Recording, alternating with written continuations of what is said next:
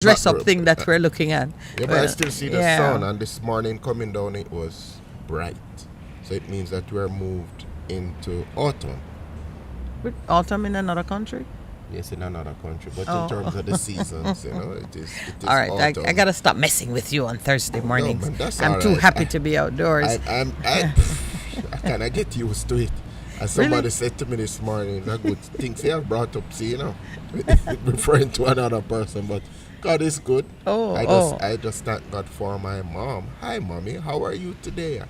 She probably is up and about, but probably not listening because she's tried to find the station. I was there telling her but she's not finding. But anyway, good morning to. In other words, your mother not listening to you, but you forgive her. Yeah, no man. My mother not listening to me. Yeah, you forgive her. You understand. I just love her anyway. Yeah, we still is. She asked me, how's the program going? She catches it on YouTube. So God bless the internet. Oh, bless God. Yes. Yeah. All right. So you're listening to your hosts, Minette and Percival Palmer. Mm-hmm. I can easily say Minette and Percival Palmer because my maiden name is Palmer. So it sounds like we're a couple of something. Some people thought we were a brother and sister. Somebody did actually said that one time, or is a cousin or something like that. They know it's Jamaica, so nepotism is involved somewhere. You understand? Our husband, our niece, and is your cousin. And it's my cousin. It's all happening. But the Palmers come from three different sources in Jamaica: South Manchester, St. Anne, and Clarendon. I would have just said man, woman. That's the source of the Palmers. but I guess your biology lessons were late. You were in geography class. The geography lesson then. You think source of human beings is place. The Palmers are from all over from what you're saying. Yeah, and I met somebody who Palmer was all the way in St. Lucia. St. Lucia, as in the Eastern Caribbean? Yeah, St. Lucia. He said her Palmer came from St. Lucia. All right, the producer said Palmers are from Palmer's Cross. And we should. I could be true in the Palmer's Cross in a Clarendon. Yeah. Yes, it is true. That's what I'm saying. And when you go to a place like we go up in the hills of St. Andrew on the border of Above Rocks and Above Rocks, which is in St. Catherine, I believe, and Craze Road. So, you found some Palmers there?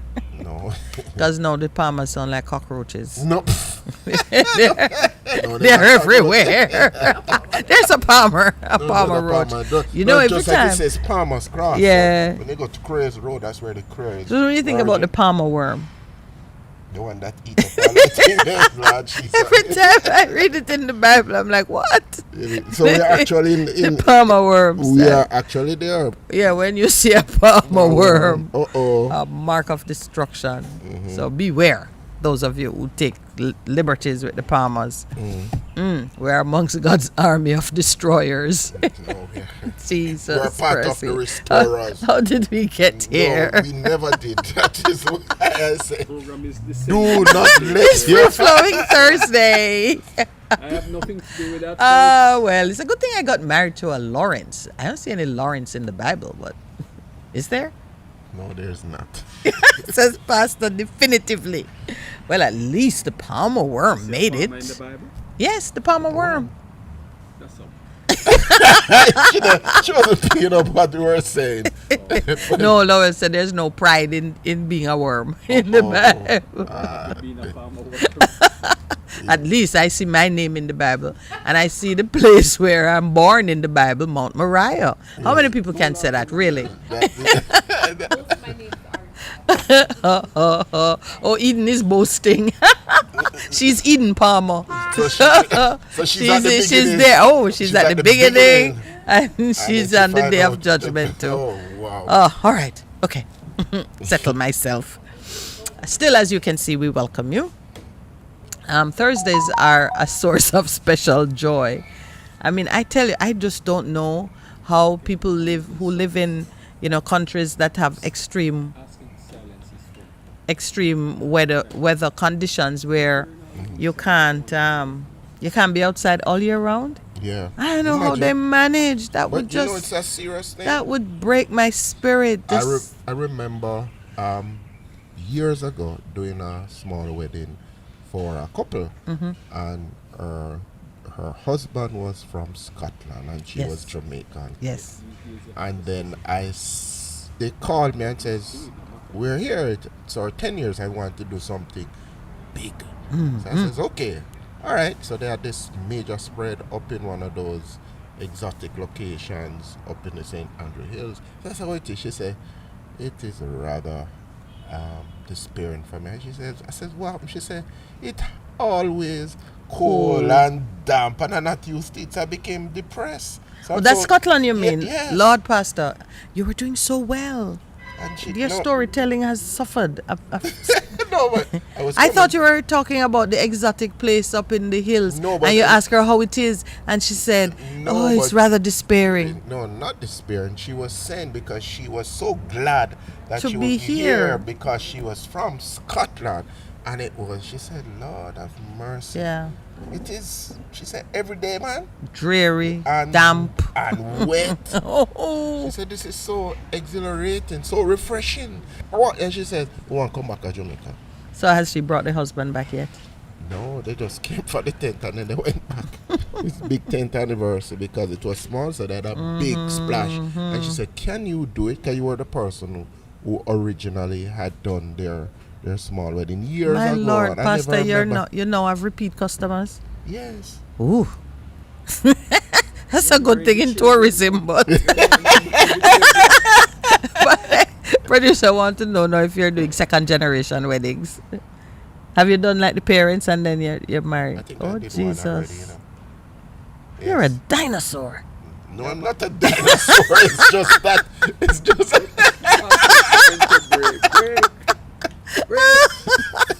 Okay. We're taking a break.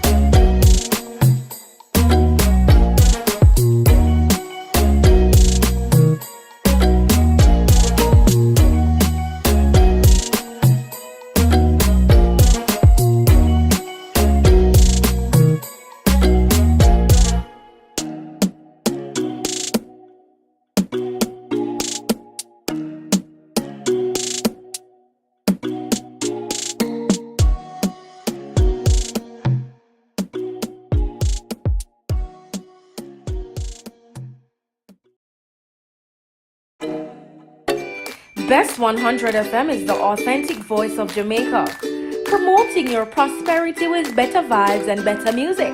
Let us promote your goods and services for you. Advertise with us. For more information, call our office at 876-276-8935. That's 276-8935. This is your beloved Pastor Percy from the Morning Connection. Support our commitment to Jamaica by joining us on Wednesday mornings at 7:30 when we pray for the nation. Show us you care. Advertise with us. For more information, call our offices at 876-276-8935. Best 100 FM is the authentic voice of Jamaica.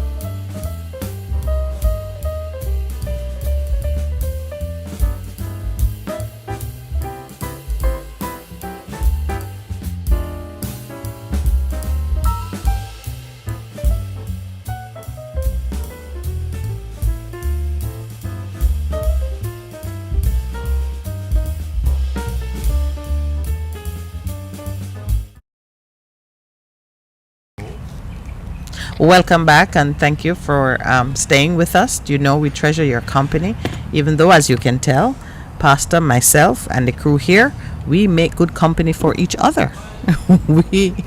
we could easily be alone on this journey, but we do know you're out there, and we thank you for lending us your ears, especially on a Thursday morning when there's no prospect of your sharing in the fun by talking to us. So I know you make a sacrifice too. Please know it is appreciated. Breaking news: Pastor is not a dinosaur.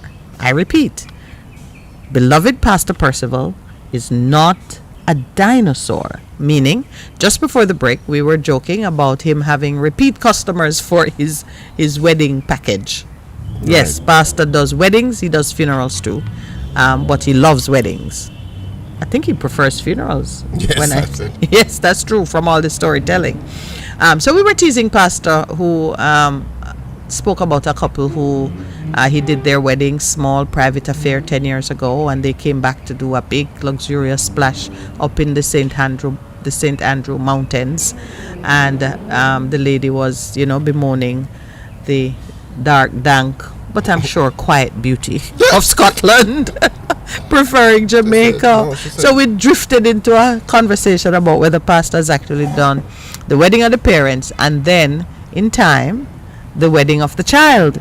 And he said yes, and I declared him a dinosaur. But But I'm then not he a explained. dinosaur. So, yes, No, I'm not a dinosaur. Pastor is not a No, dinosaur. because the wedding I did for the parents was late in their life. So at that point in time, they had already had big kids. So then out of that, one of their children was getting married and said, "Could you do my wedding for you?" So that explains it. I am Yeah, because guess what, everybody? Pastor and I are not far apart, That's true. So if Pastor is a dinosaur, guess who would have to consider being a dinosaur? Not me, for sure. Anyway, it's good to have repeat customers for anything except funeral. If you see the same man coming twice, But jeez, like Lazarus. Lazarus had two funerals. had two funerals actually. Yeah. Yes, that's true. Because he was resurrected and then he died again. Yeah. So Lazarus is good business. It would have been good business, but they would have been scared. I'm If just you have the reflecting stomach on for it it. in terms Yeah. of the bones of Elisha. Ah, yes. When, Powerful even in death. Yes, because he. Oh, let's throw him there. And oops. What? Not the dead man that Dead get man up get and up and walking. walking. 'Cause there's so much power. Joy for the mother whose son had died, but for the rest of them. But it just made me reflect too on what Marcus Garvey said concerning his own death. That you will hear him in the whirl, you'll see him, feel him in the whirlwind. I gotta get back to my Marcus Garvey contemplations because it certainly does kind of build up the nationalist spirit. In you. Yes, it does. It does. It does. As we speak about death, because that seems to be on a lot of people's mind, and reflect on that father who. Oh, I didn't want to go there yet. who I wanted was to the- talk about our guest. Oh, your guess? Okay, go ahead. Yeah, because I am going to I'm gonna pull on you for that. So we need to approach it with a little decorum, and I'm letting you think about what I asked you, because this morning many Jamaicans are asking the same kind of questions. Right. So for today, let me tell you early enough, or friends from JPS. Yes, JPS can be a friend. Or friends from JPS are going to be joining us. It is Mr. Shamar Harrison. He is the corporate communications assistant, and we are going to be speaking with Shamar by phone because Shamar is the one who's all the way down in Westmoreland, and we certainly are anxious to hear how things have gone with the power company through the days of inclement weather. Do you remember that word? Inclement weather. He's going to be sharing how JPS has been preparing and continues to prepare for the hurricane season. Remember, right up to November 30th, we have seen activity right down to the last day of the season. please bear in mind that we are the ones who put dates on the season, not the God who run the season. Yeah. We're the ones who say, oh, by this time it's usually done. I But just have observed patterns. yeah, and trends. yes, So that's all we're doing. Yeah. Speaking from the trends, what we've seen over the years, usually reliable, but please do not believe that if you see something taking shape in December, you can dismiss it. Okay, you've had hurricanes. Yes. You have outliers that have happened. Right, yeah. And so he'll be talking to us about the preparations. He'll also be talking about the restoration protocols following a hurricane. Very important. Though there was no mention of any hazard with the grid, we saw a cotton tree on a lady's house. True. So, yeah, restoration protocols. It's important that you know them. It will manage your expectation and your stress. And the third topic he'll touch on for us is just updating us with reminders on the importance of managing trees on your properties. Now, some of it is not just you, because some trees are bigger than any one individual, and some trees, by their age and type, you can't even, if there's a big lignum vitae tree threatening your house, or a blue maho, what are they? There are some protected species that you're guango tree and cotton tree and lignum vitae. yeah, and those trees. if like right now the soil is already saturated and things may be shaking loose, if you see situations of danger, impending hazard, there are things that you should do. And it's very good that this, of course, is a little bit beyond even JPS's remit, but they are going to give us some assistance in that. So that's our official confirmed guest for this morning. The other things that we're going to do will be handled by Pastor Percival and myself. Top of the list will be the issue of coping with the grief, the legal consequences, and even the social consequences of shooting your own child. Just My Lord. the kind of, I mean, there's no gentle way to say it. We've seen what has happened. Jamaicans, we are very accustomed to grief and trauma, but some levels of it are outside common understanding. Thankfully, Pastor Percival not only has years of experience being a pastor, and being a pastor is very much like being a mother, but spiritual and no milk involved. Sometimes there's milk involved. No, mother, nurturing. They come to you with everything. A child will come to you with things that you didn't even know could be made into a complaint. And a pastor has that duty.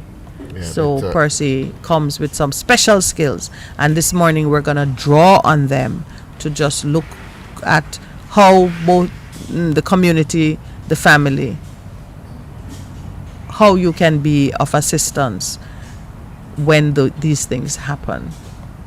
Pastor, is that too big a task for free-flowing Thursday? It might just be, but we'll see where we go with it. Yeah. In terms of trying to help individuals work with what has happened, because that is not something that is a commonplace occurrence. You know, you have domestic violence, which happens. The perpetrators of the violence and the person who are on the receiving end. But this is something that happens occasionally, like once in a blue moon, where you would have killed somebody, be it accidentally, but then also working through the fact that it was your son, your own flesh and blood. So there are different issues involved, and I must say, just quickly, that some of the times we've recognized even in counseling, and those of us who practice it, because I'm actually completing the training, we have learned to say, this one is one bigger than me. I think I need to refer you to somebody else who is better prepared to deal with what has taken place. So it's a heavier topic than we would normally contend with, but I think it's necessary for persons to have a right understanding of it. Not only because we are in the business of teaching, but also we want to prevent. That's true. There are two aspects of it. I will do my best to comment on the legal aspects, and only not in any way that would compromise. If you end up in the jury pool, it would compromise your ability to be part of a jury. But for us to develop a better understanding of what rights and duties flow in these situations, and guard your own behavior. But I think it's best to start from looking at the grief. There's a grief aspect of it. Because you're mourning the loss of your son. And you're going to be doing that. And you're handling your personal acknowledgement of culpability. So which one would you start with? And there are different audiences. You have the main actors, and then you have the third party, the community, and how they see it. Yes. Because last night we were reflecting on it, and my daughter was saying that you remember the gentleman with, I think it was an immaculate student, and she was coming home and somebody was trying to rob her, and she was drove in the driveway.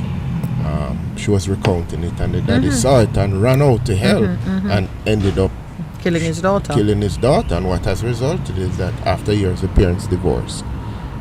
Because so it had an impact on the family. Yeah, a major impact on the family, because he was trying to prevent somebody from hurting his daughter, and in trying to prevent that, you end up just killing your daughter. Wow. So I don't know. So you have all of those things that you're working with. You're going, wow. So there's the grief. There's dealing with the grief of just the loss of your son. But there's also dealing with the fact that you're saying, blood is on my hands. I was the perpetrator of the act, and trying to work through that. So it's a double whammy for the dad. Two things: you deal with the grief, the loss of your son, and you know there are process according to her name. I miss her name at this point in time. Who has been one of the major proponents of dealing with grief? Kulpa, that's her name. So I'm trying to just look remember at it. that we are not as learned on the subject as you. So yeah, but just the you don't grief, have to call her name. Yeah, but and she says the process that you go through, the shock, do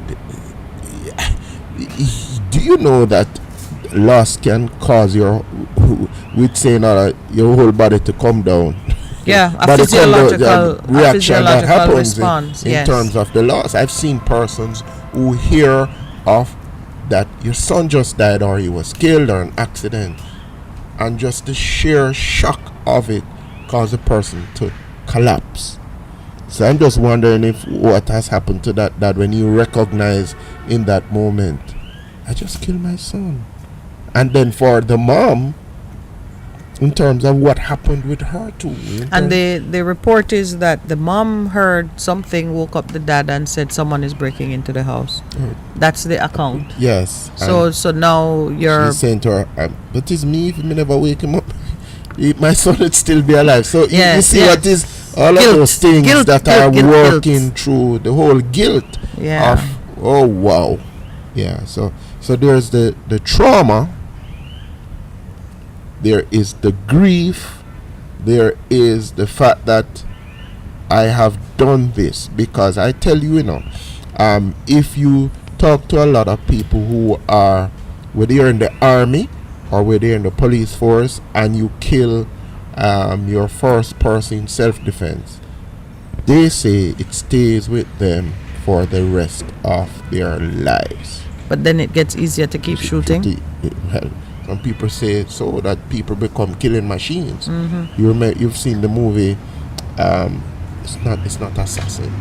The person became a killing machine. Sniper, who works through all of the things that the gentleman had to work through. So those are just some thoughts that come to me. That come to mind. Just what about timelines? I mean, are there? I see the producer has his microphone.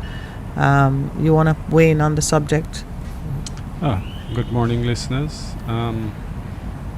No, I've been just listening to the conversation.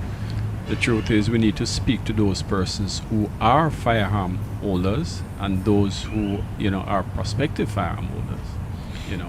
The thing is, we need to understand the tremendous responsibility that comes with owning a firearm. You see, we have a system where people will go and they'll take shortcut as it relates to preparing themselves, practicing, whatever the case may be, to make sure that you know how to use your firearm, you know when to use it, and so on. I mean, this is a very unfortunate case. And for persons who are trained, on the use of firearm, they know that you don't shoot at a target unless you know the target or you know what's behind the target, and so on and so forth. So people need to, for those out there who have firearms, please, you need to get back to the range, wherever you need to go, in order to just refresh yourself, of the rules in owning a firearm. It is important, and we need to start to talk about what we should do in order to avoid the incidents of, one such as this reoccurring, because it's very unfortunate. So that's right. That is one of the and I hope you can come back to it with us, because a part of the discussion I want to structure is just looking at the level of care that is a natural part of taking a permit to have a firearm in your home. That goes into, and that is a part of what no doubt would be looked at when you do the legal analysis. Did the firearm holder display the appropriate level of care? That can shift it from what one would call then culpable homicide, or was there some negligence in the undertaking? I kind of had that at the bottom of my list, because I wanted us to do the more humanitarian aspect of yes, because in the days or the moments immediately following the event, it's the humanitarian response that's going to be necessary, not the legal. That's true. So first you have to quiet and direct the emotions. Yeah.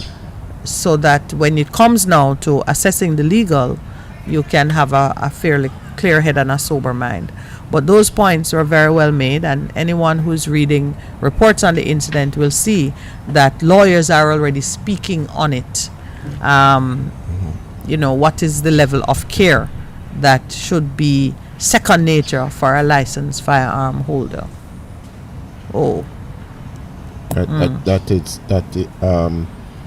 Is it so in terms of the so we're talking about guilt, and I want you to talk about forgiveness at the personal level, and then at the wider level, because if I came to you fresh from the incident, what would you be saying to me? What exercises, if any, would you be offering me to help control my emotions and sort of keep me from following my son? From, you mean in terms of thinking about suicide? Yes. That's what you're saying. So the first thing somebody coming is to allow the person just to talk, to determine what exactly is happening with the individual, what exactly is going through their mind, in terms of helping them to try to process what has happened, trying to make a connection with them. And then based on what you're hearing in terms of what they're expressing or what you're seeing from their body language, there's something that we use in terms of people who, based on what they express, based on their behavior, you would have them enter into what we call a suicide contract to say if you're doing this, call so and so. There is such a thing? Yes, ma'am. Yeah. There's a suicide contract that you ask them to fill out and to sign with you and persons. They give you names of persons who you can contact, who you can speak to in regards to it. So that's the first thing. So even that engagement interview in terms of trying to establish the client person relationship, a lot of the times it could an hour and a half, 2 hours, because that initial contact is very important in terms of establishing. And there are checklists that we have.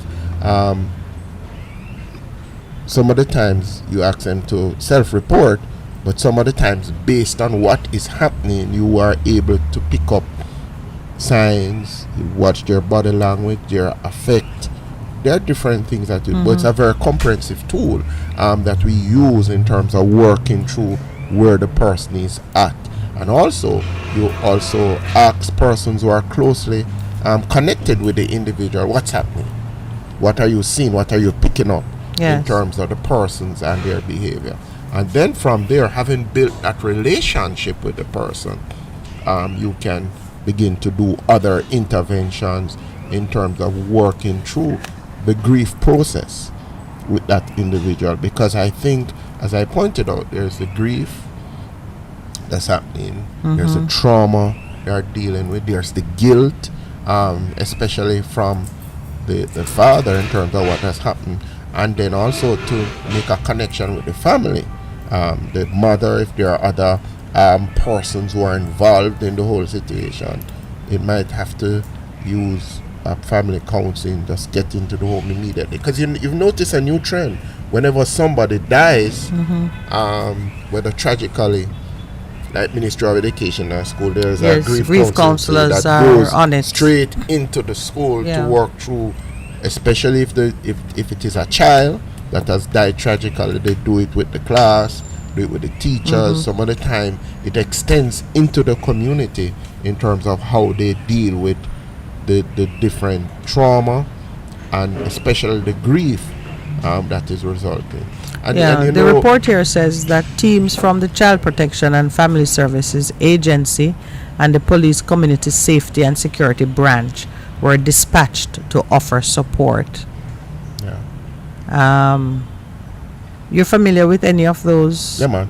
And what they do? Yeah, man. So they have the capability to enter into exactly what you're talking about. Man. So the Child Protection and Family Services have persons who are contracted on staff to deal with it.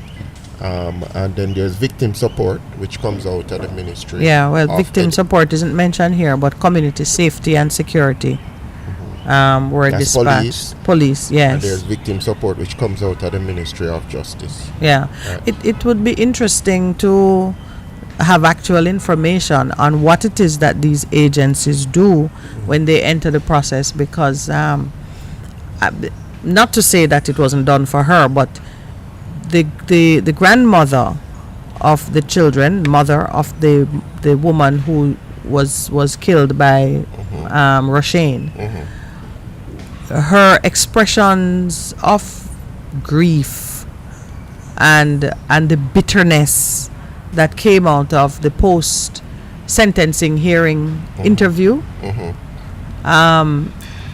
it's in my mind, I was certainly thinking that she did not appear to have any kind of understanding of how the process works and the likely outcomes. I'll stop it there. I would assume, which is one of the reasons I'm drawing you into this conversation. Victim support, which is present in every parish now, and there's an office, and they do a lot of stuff in terms of crimes that are committed. I would hazard a guess that they probably were involved in the process. Because there would have been the grief counseling within the community, and I'm sure somebody, if not a if not a member of a pastor, somebody would have made contact. Because remember in this, L.A. Lewis was one of the characters who quickly reached out to help. And you remember there was that the talk about how it became a PR event for other members of the society, you know. Yes. But I believe underground victim support would have been in touch from the Ministry of Justice. It would have been. I like how you say in touch, but aren't we talking about more than being in touch? Aren't we touch talking and about offline a servicing. program? Yeah, man, there's a program. There's a program of there, intervention and support. Yes, right. That would even be ongoing now, perhaps. I would assume, because that's what they're. So, in your experience, what kind of time should we be committing?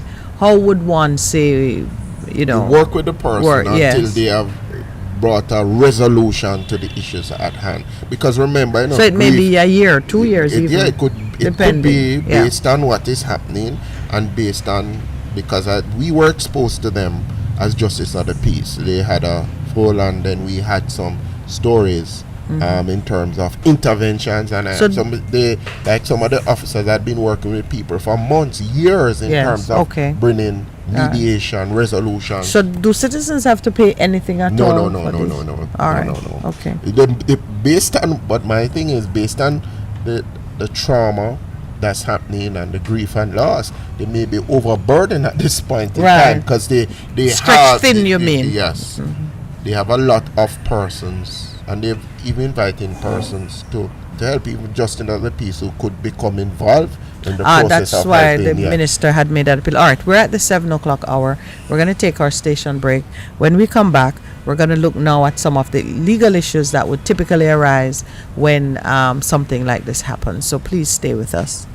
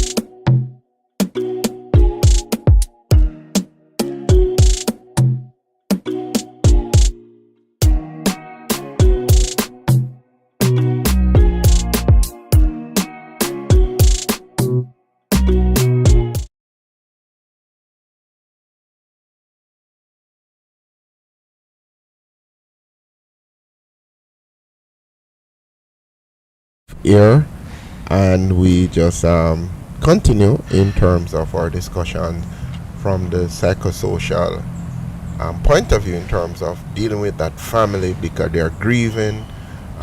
There's the trauma element. There is the fact too that the father is dealing with guilt, overwhelming guilt and sorrow. Yes, over what has happened. And so even as you contract, and we thank God that there has been some counseling that has happened in regards to the CPFSA, Child Protection and Family Services, and also the police. I do believe that also to be engaged would be from the Ministry of Justice, the Victim Support unit, in terms of seeing what they can do to help. So there is... And so this is interesting because the father is also a victim.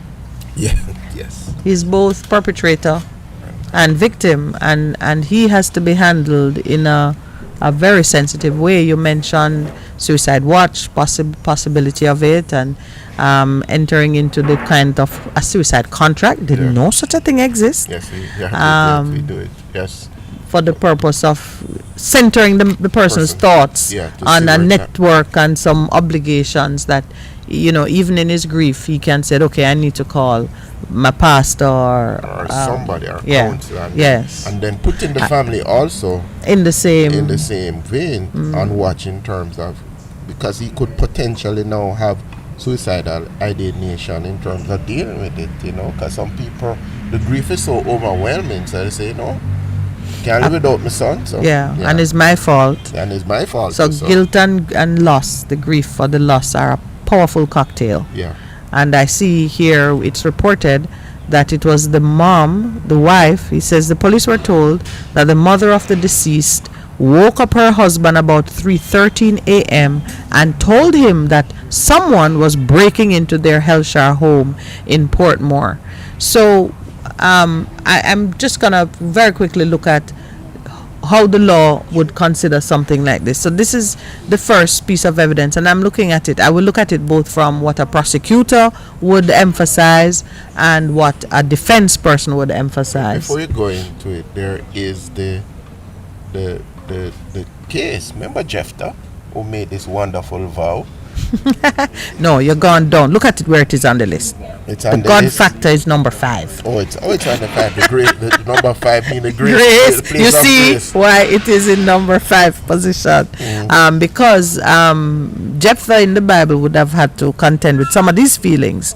But we're going to come down to it because even as you were looking at how the professionals have looked at the stages, I've mapped out a process for how our discussion, so it kind of flows. So we've looked at the grief counseling and the feelings of loss, grief, culpability, because you are the hand that pulled the trigger, and I've mentioned forgiveness because as you counsel, you would be helping the person to sort of release themselves from the overwhelming feeling of responsibility and fault, because you can take responsibility for something, meaning I did it, but you now have to release yourself from condemnation, because if you condemn your own self, how will you live? How will you be productive? How can you continue to be a father, a husband, a parent to those who remain? You can't let that one situation cut you off from the rest of your life and the other obligations in your life. That's something that the key to that is to forgive yourself. Right. So, and grief, simply defined, is a reaction to any form of loss that encompasses a range of feelings from deep sadness to anger, and the process of adapting to a significant loss can vary dramatically from one person to another, depending on his or her background, beliefs, relationship to what was lost, and other factors. So he went to the grief. Textbook. And grief, it's serious. It's very serious. And there are some persons who deal with, who are specialists, even in terms of suicide prevention. I'm speaking about Dr. Thomas and his wife in terms of Choose Life International and what they do. Suicide prevention day just recently happened Yes. Jamaica. And they had a big seminar online that had over. So right now, persons who have exceptional skills in the area should be speaking out and offering. I mean, in our world, that's what you do. You don't wait until you're called up for service. You see a situation that requires attention, you offer and you pour out what you can. Those who have the ears to hear it and to will avail themselves of it.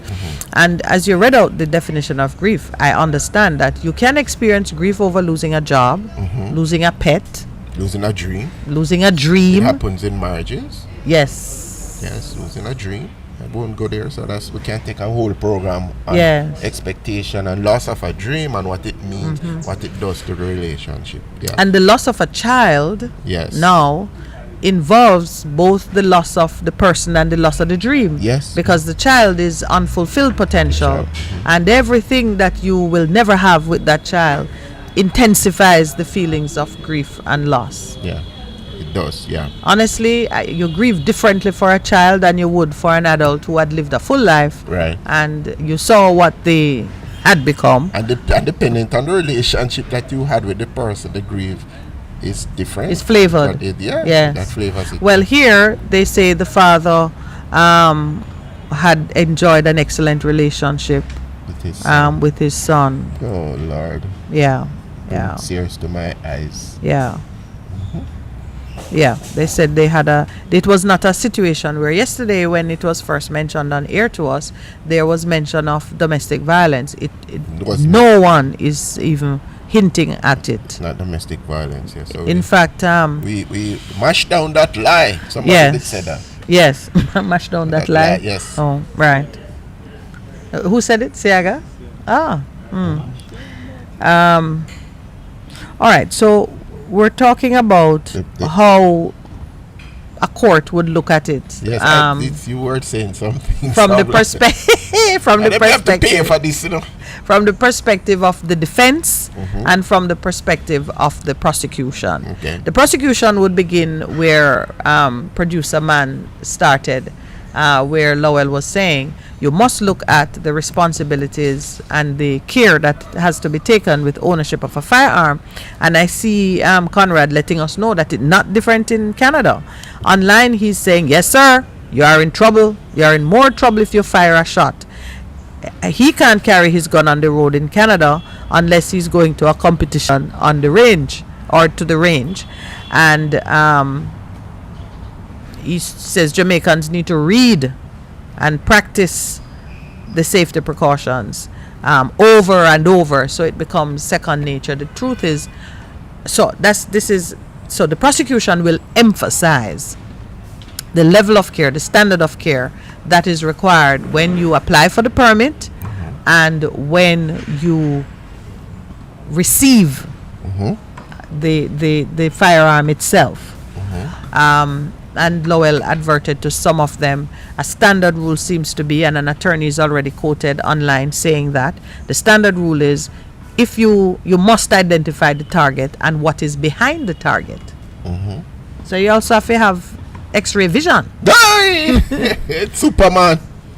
Yes. So you don't point and shoot unless you intend to damage, kill, destroy the target. So when the target is inanimate, such as a door, you must know what's behind the door. You must take steps to ascertain what's behind the door. This is the level of care. And training is required. The standard for Jamaica, there is a certification process that you go through every so often. The law sets out what it is you're supposed to do. The certification process involves going back over the safety, the rules of safety. It involves some target shooting at the target on the range. But anyone who takes charge of a firearm is even harder to take care of than a child. And that's what you're telling me. I don't know. I don't possess one, but but I read. The person who have it says you lock it up, you put it out. There you go. Well, whereas with a child, you don't have to lock it up. You lock in them room. You lock them up in their room and say, behave yourself. I don't know, but a child can think and speak. yes, think Firearm, everything that happens with the firearm is your fault because it cannot help itself. So the You're question- responsible for it. the So it's a question that- high level of care, and that's what the prosecution would emphasize. So why is it that And you give there's- security Yeah. guns? Go. Why you is it give? security guards guns? 'Cause Pastor, such level of I didn't care. know you had the capacity to be so unkind. But I'm just thinking about it, really, you know. Yeah, it's a 'Cause some of them serious just responsibility. back it off at the slightest thing, you know. You Yes. ever see them in action? Of course, I've seen it happen. I'm going, And so hello. have you, right? And it should be taken from them. When you see that, that is a sure way to lose your permit, isn't it, sir? Yes. You look knowledgeable over there in the audience.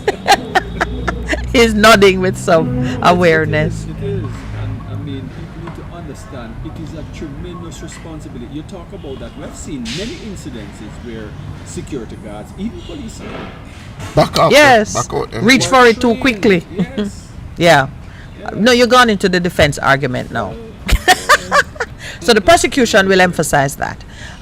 The case that came to mind the moment I heard of this killing, you recall I heard it on air, and in my spirit I knew it was a father mistaking a child for an intruder. Yeah, never broke it. Breaking news. Yes, and that was my first go-to. I said, it happens. We must be careful how we report things until we get the facts. Don't come out and say things in a particular way. Don't, you know? And I mean, I'm just saying. Yes. Get the facts. But you see, there's a God-centered mindset that allows you to know how to repeat things, and you know that. You would never hear someone like me or Pastor saying something. We immediately go to the more sensitive. No man, that is accident. Yes, because we assume that there's a heart at work behind these things. All right. So the other thing that the prosecution would do, of course, is look at the standard of care as interpreted by the courts in comparable jurisdictions. And here I go to South Africa. The famous case of Oscar Pistorius, a paraplegic. He had no legs. And then his wife. And girlfriend. he was in a common law living situation with his girlfriend. And to his knowledge, I think it was like Valentine's Day, and she had gone out, and Without telling he had gone to bed, and he woke up, heard a noise, fired some shots into the bathroom where the noise was coming from. He woke up and believed that there was an intruder, though he knew he lived with someone. He woke up, he fired shots through the bathroom door. He was first convicted of negligent homicide or culpable homicide, and given what the prosecution said was a sweetheart deal, and the prosecution appealed and won. And the finding of the court, applying principles very similar to what would apply in Jamaica, the same principles really. The finding of the court was that a person who shoots into a closed space, a bathroom cubicle, when you shoot through a door, you must have intended with some certainty to harm whomever was behind that door. It's the only reason you're shooting through that door. Your intention is to harm the person. And then they had some other evidence to say that he was not pleased that she had gone out, and there were problems in the love nest and so on. His sentence was increased. Okay. The judges ruled that, the Court of Appeal ruled that it was murder. Whoa. And they said it was murder because they say you must reasonably intend to kill whatever is behind that door. So this shooting through a closed door, or it does not take away, it doesn't give the accused person the comfort of saying, well, I didn't see what I was shooting, so maybe I was careless, but I did not have the necessary intent for murder. Okay, so In that's a Pistorius' prosecution. case, yes, in Pistorius's case, it was it was enough But the to difference is to yield she was in a the murder bathroom, conviction. but this person is coming from the outside. Nice work, defense lawyer. Yes, man. You're on my side now. Yes. Okay. So in that Oscar Pistorius case dealt with addressed the issue of intent for murder, because for murder you must have the specific intent to harm the individual. And because he lived with her, it was reasonable to infer that it is someone from the household. But at the same time, Oscar Pistorius was a man without legs. If it were really an intruder, he had no chance, Okay. because he was in bed without his prosthetic legs. So When reach with the gun, him sleep with the he gun on sleep that it. Yes, He slept well, with the not gun on under that pillow? where he sleeps with, and he was known to resort to the use of his firearm very quickly, because there were other instances in his past where he was considered to be. So you could tell Dangerous. that the firearm, no, not dangerous. The firearm was a support, a crutch for him. Without the legs, I don't mean it physical, you know what I mean, emotionally. Okay, Without that's the what legs, going there, that yeah. gave him strength. Right. So he kept it near, and he reached for it when he heard noises that he couldn't explain. All right, let's come to Jamaica now. What are the circumstances, if I were defense counsel, for this gentleman? Well, the first thing I would say, I'm not the lawyer trained. I don't expect my son to be outside anyway. That's the first thing. Good. So when you're looking at, when persons are saying he should ascertain with certainty that what's behind the target. In his mind, his son is safe in his bed, and a part of his thinking is, I must protect my son and my wife from whatever is coming through the door. True. So I might would I do that? Yeah. And you know what I would plead for him? I would say that Jamaica of today Yes, with the is a security terror. issue. Absolutely. You don't want what's coming through that door, I remember the living hell shutter, which has been under a certain type of pressure in St. Catherine. in recent times. Yes. Hell Shire It's near to Gregory Park. No, man, it's away from Gregory. It's up in the hills. It's you when you say Hellshire, you like you're going to the Hellshire beach or Yes. Yeah, so it's away from So no police gonna be there in 2 minutes. in quick order. Yeah. You know, so Yeah. Them say, you know what? Years ago, in America, I think it was in the state of New Jersey, a young boy committed some atrocity, and his lawyer creatively argued what became known as the affluenza defense. Affluenza? Defense, yes. He was a boy born into a very privileged and comfortable situation where he was accustomed to having his own way with various things. He was spoiled, and his judgment was poor. And the lawyer argued that a child who was born into a home with more structure and less privilege would not have made the choices that this child did. Right. But this is who he is. He genuinely believed, based on what he knew, how he was brought up, he genuinely believed that this was a decision that he could take. And he really meant no harm. I've forgotten what the offense was, but the defense succeeded. The child got some kind of sweetheart penalty, which was later reviewed and I think increased. But the weight of the argument that a person's state of mind is heavily dependent on circumstances that are outside of their control. And he was not. No, he was the punishment, I think, was increased. You could look it up. It was it came to my thoughts as we were going through this, so I didn't check it. I didn't check the details of it, but suffice it to say, you don't need a lot of persuasion to accept that a person's state of mind is influenced by many things coming out of background and things now that he can't go back and change. So I'm saying Jamaica's state of great insecurity and trauma would be center stage in my defense for that man. I would say, you think of it in Jamaica of this day, where a cousin come in and cut the throat of a woman and her children, where you put a camera on your house for security reasons and gunmen come and shoot you over it. Remember that happened in Gregory Park? Precisely. Yes. Where people come and they're not content to just rob you, they burn down your house.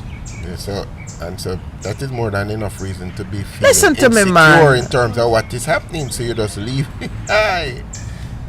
You're coming up with a very creative defense. So Jamaica, if you find that defense, so Jamaica's state of trauma and stress would be the main witness for the defense if I were doing that. Conrad says no trained holder would shoot through a door based on our training. You must identify what's behind. All right. Is that the Good same point. thing here in Jamaica? Same thing. It's the same thing because the gun is the same and has the same power whether it's in Canada or in Jamaica. But you would have now to look at the man's state of mind, which is really where a defense goes. What is his state of mind? In terms of how much training would he have had, really? And you know how many firearm users have their weapon and never use it one time? I've never used it in their lives. Listen to me. Including policemen. Including policemen who can't even qualify for personal firearm. That was funny. You saw the cartoon in the paper where they're going to get my firearm. And the said, policeman. Good luck to you, because me have mine and me go a plan and say me can't get it. So all right, it's 7:30 hour. We're going to take the break. When we come back, we're going to look at some more defense options. And then we'll touch on the God factor, because where indeed is the creator of the universe in all of this?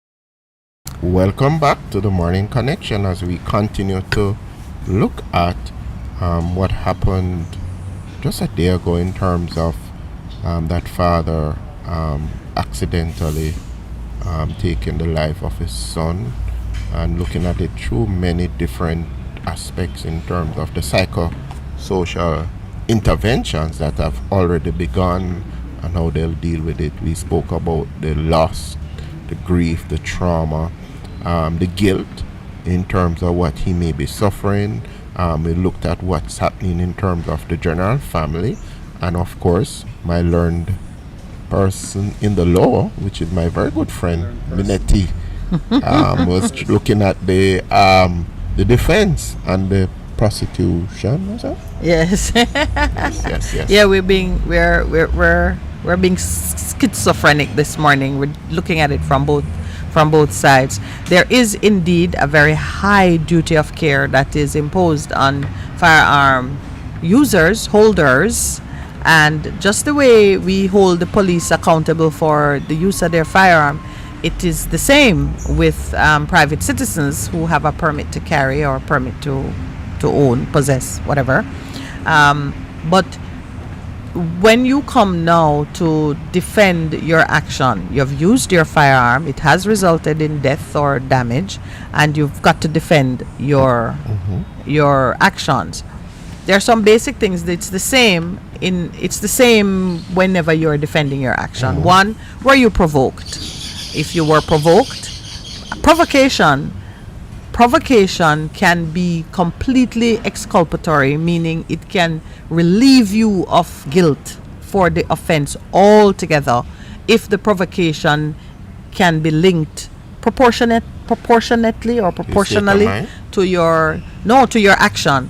For example, in the paper it says a man throws a toothpick at you and you draw your firearm. That provocation, do not come up to it. That's neither self-defense nor provocation. A man call you a thief and smack you in the face and you draw your firearm. You get the drift. If you are provoked through words or actions into taking some defensive step, then you have to show the elements that would relieve you from guilt. Now, this gentleman who fired through a closed door, in explaining, and can I tell you that the law is not some abstract ideal, It is a box. It is a box. That's what you explained. Yeah, yesterday it has shape. Yes. But so here what happens. When I interview you and I try to slow down your narration of the events, I am pulling from you what was uppermost in your thoughts and your mind as That's what we you do in counseling also. Yes. So you try to do a frame by frame replay of what happened. The man is going to start by saying, my wife woke me up, it's 3:13 a.m. Just the hour of the day tells you the state of mind that is going to be. I'm still asleep. You're still partially asleep, but you're frightened. Yes. Your wife, whom you are sworn to protect and to defend, tells you somebody's breaking in. You're not going to question whether, you're not going to say to her, you sure is a break-in? A rat you here? What about our son? You think Raheem went to the bathroom? You're going to assume that your wife's use of the word someone is breaking in means she's been listening, as women usually do. Yes. She hear the grill. Maybe she even peek. Sometimes I hear noises and I say, Lowell, and I want to go to the window. I say, no, don't go to the window. Because I will go to the window and draw the drapes. And looking at it, say, don't go to the window. You might be shot through the window. Turn on the light. And turn on the light. But you see, all of this. Yes. The wife, her husband. Yes. I mean, we need to talk about her. Her state of mind now. Yeah, exactly. Yes. How And is they- she and- feeling? Yeah. They can be very persuasive in terms of this would not have happened. Absolutely. Be persuasive I set it in terms of motion. getting- yes. Is what. And understand now, that when a wife is frightened and said to the husband, shh, something, every manly instinct to defend the house and To family protect. rise up. Yes, that's called to protect and to because provide. he's under covenant. So that's the start of it for me, that he's going to feed off her energy and assume that she rational too, so she must be settled in her mind that it's a break-in. It's not that our kids sneak out, especially a child who have no history of sneaking out. Maybe you don't know him to have a key. So if you hear things are gone, that means to say somebody are breaking. Then you get to the point now where he has taken his firearm and once you pick up the And firearm. what was the history? Have they had previous break-ins? then people those attempting things to break in. or in the neighborhood, Yeah. which is why I bring the whole country of Jamaica into the defense now as a witness, because this is the experience. All is going through his mind now is what happened the last 10 times that somebody get into a house. There was blood on the ground. At this point, from he takes up his firearm, his mind has shifted.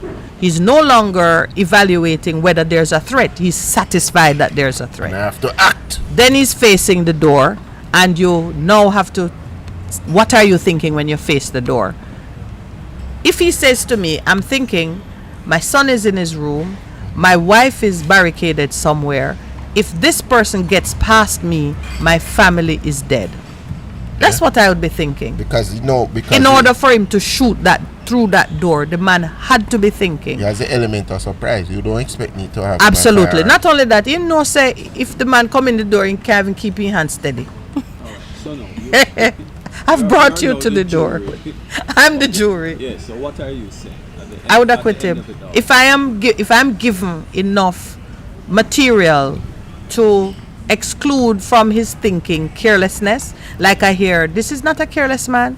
This is somebody who measures and think. If I'm given enough information to stand in his shoes, that's what a jury does, and that's why I, for one, fight for the jury to stay. A jury is an ordinary person who, for a brief moment in time, stands in the shoes of an accused person. Because the jury is pulled from the common cross section of persons. Yes. They put themselves in the thing. And everything we do in law is for the protection of the ordinary person out there. So he must know that if I stand in the box one day, somebody would protect me. Somebody would be bold enough to stand in my shoes, see it from my perspective, and protect me. So when you go as a juror, you're looking for, I've never been a juror, but I've fantasized about it a lot, as you can tell. You are looking to stand in the shoe of the accused person, of the victim, of society, and say, what's the just result? Let me tell you about the affluenza defense, because you asked about it. Well, I just reading it. You see how interesting it is? Man, thief some beer, intoxicated, and use his van to kill 4 people. Well, he didn't exactly use it. He was driving under the influence. And bad driving. Right. So a Texas teenager, it was Texas, not New Jersey, but I think it's been used a lot since. Right. So it started in 2013.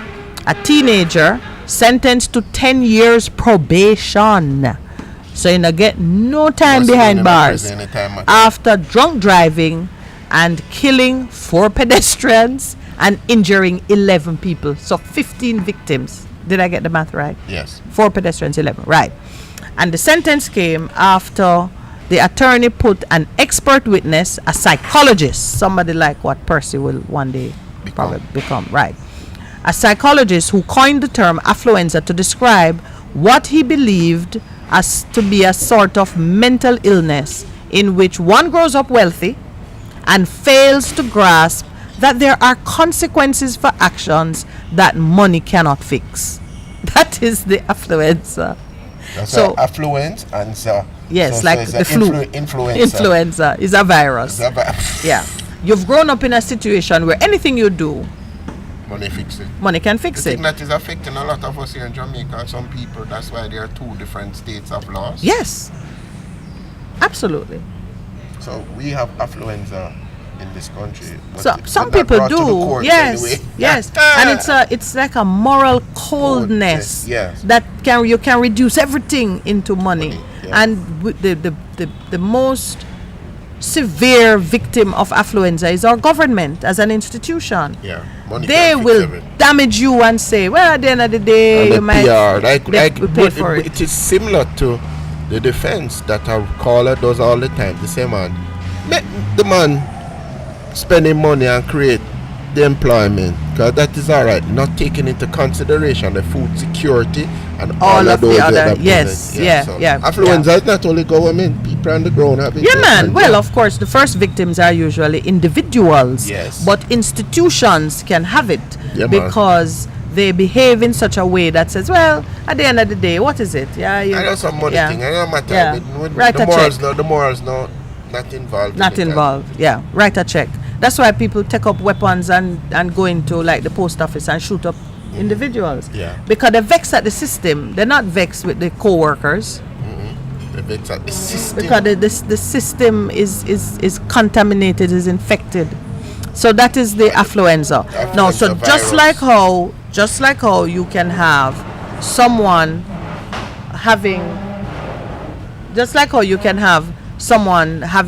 getting such a mindset that their judgment is warped. Yeah. So too, I'm saying external factors can operate so heavily on your mind that it predetermines your judgment. Me facing that door, seeing the lock jiggle, Jimmy thinking that this is Jamaica. Listen, man. It takes it, yeah, but again, it's a bigger issue, which is one of the things that a lot of our people struggle with. We act and we do not believe that there are consequences to our action, which is what affluenza thing is about. You do your thing and no, not come of it. So because I like, the criminals in Jamaica, those guys who go about doing these randomized shooting. Yes. They are suffering from it because they've become so set in a mind frame in terms of this. So I can go in and shoot up places that people are playing and a football field and innocent people, and it don't mean anything because at the end of the day, nobody. I'm not going to be caught and I won't be held accountable for my action. I'm stretching it a little bit, but it looks like that. Yeah, but so when I say Jamaica's state of grave insecurity and high crime and violence becomes a witness in that trial, I'm really talking about post-traumatic stress syndrome. Yeah, that's really what I would think be all of using. Jamaica suffering from I that. think all Jamaicans suffer from it.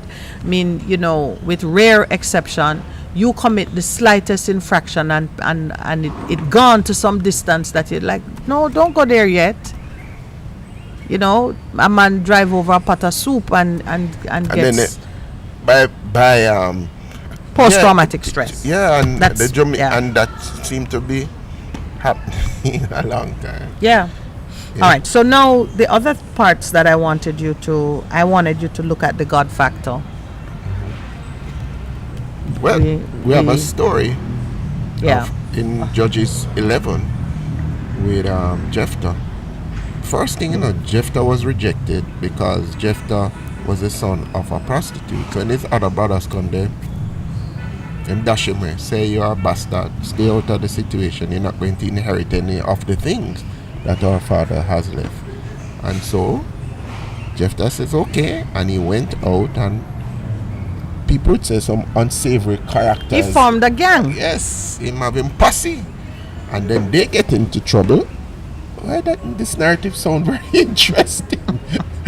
So the government is not doing what it's doing, so let's form a posse in the communities to protect ourselves. But anyway, but they recognize what he's doing, and the elders go back for Jephthah and say, we're in trouble, because you don't see the guys are overrunning us. Because in the book of Judges, it says that after the last great leader died, which was Joshua, and he had challenged them to say, you have to do this part. It says everybody started to do what was right in their own eyes. So the book of Judges, you have Gideon, a lot of judges who rose up to defend them for a period of time. But anyway, so it was going so bad, and they say, you know what, these Ammonites are on our tail, they're doing everything, they're subduing, they're humbling us.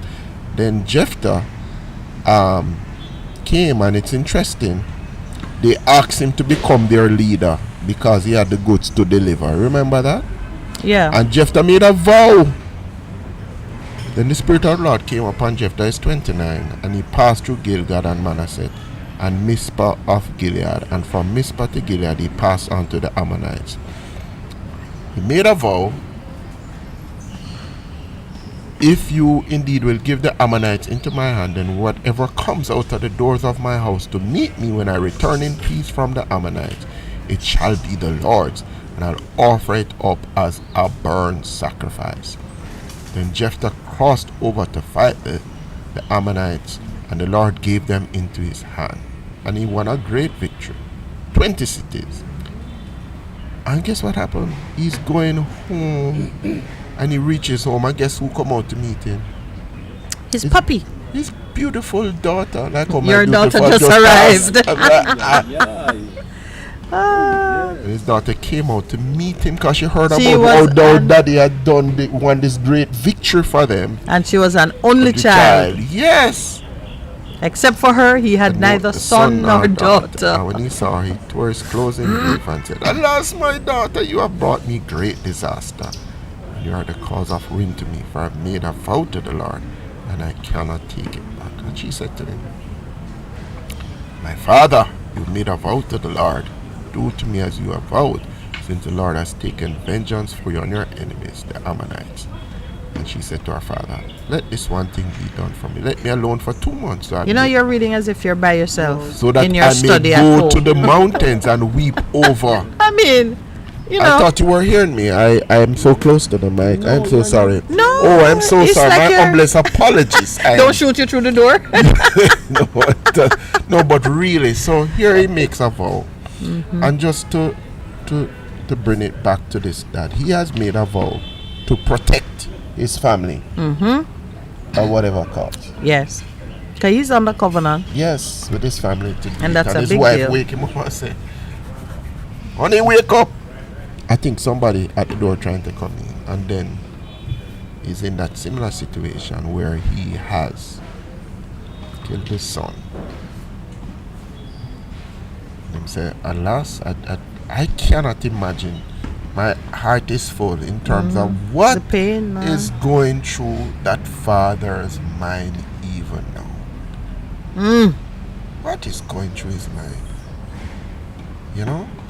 Yeah, he's asking himself that question. What? Really? So, I know your daughter just passed through, so now you start visualize. All right. No crying on set.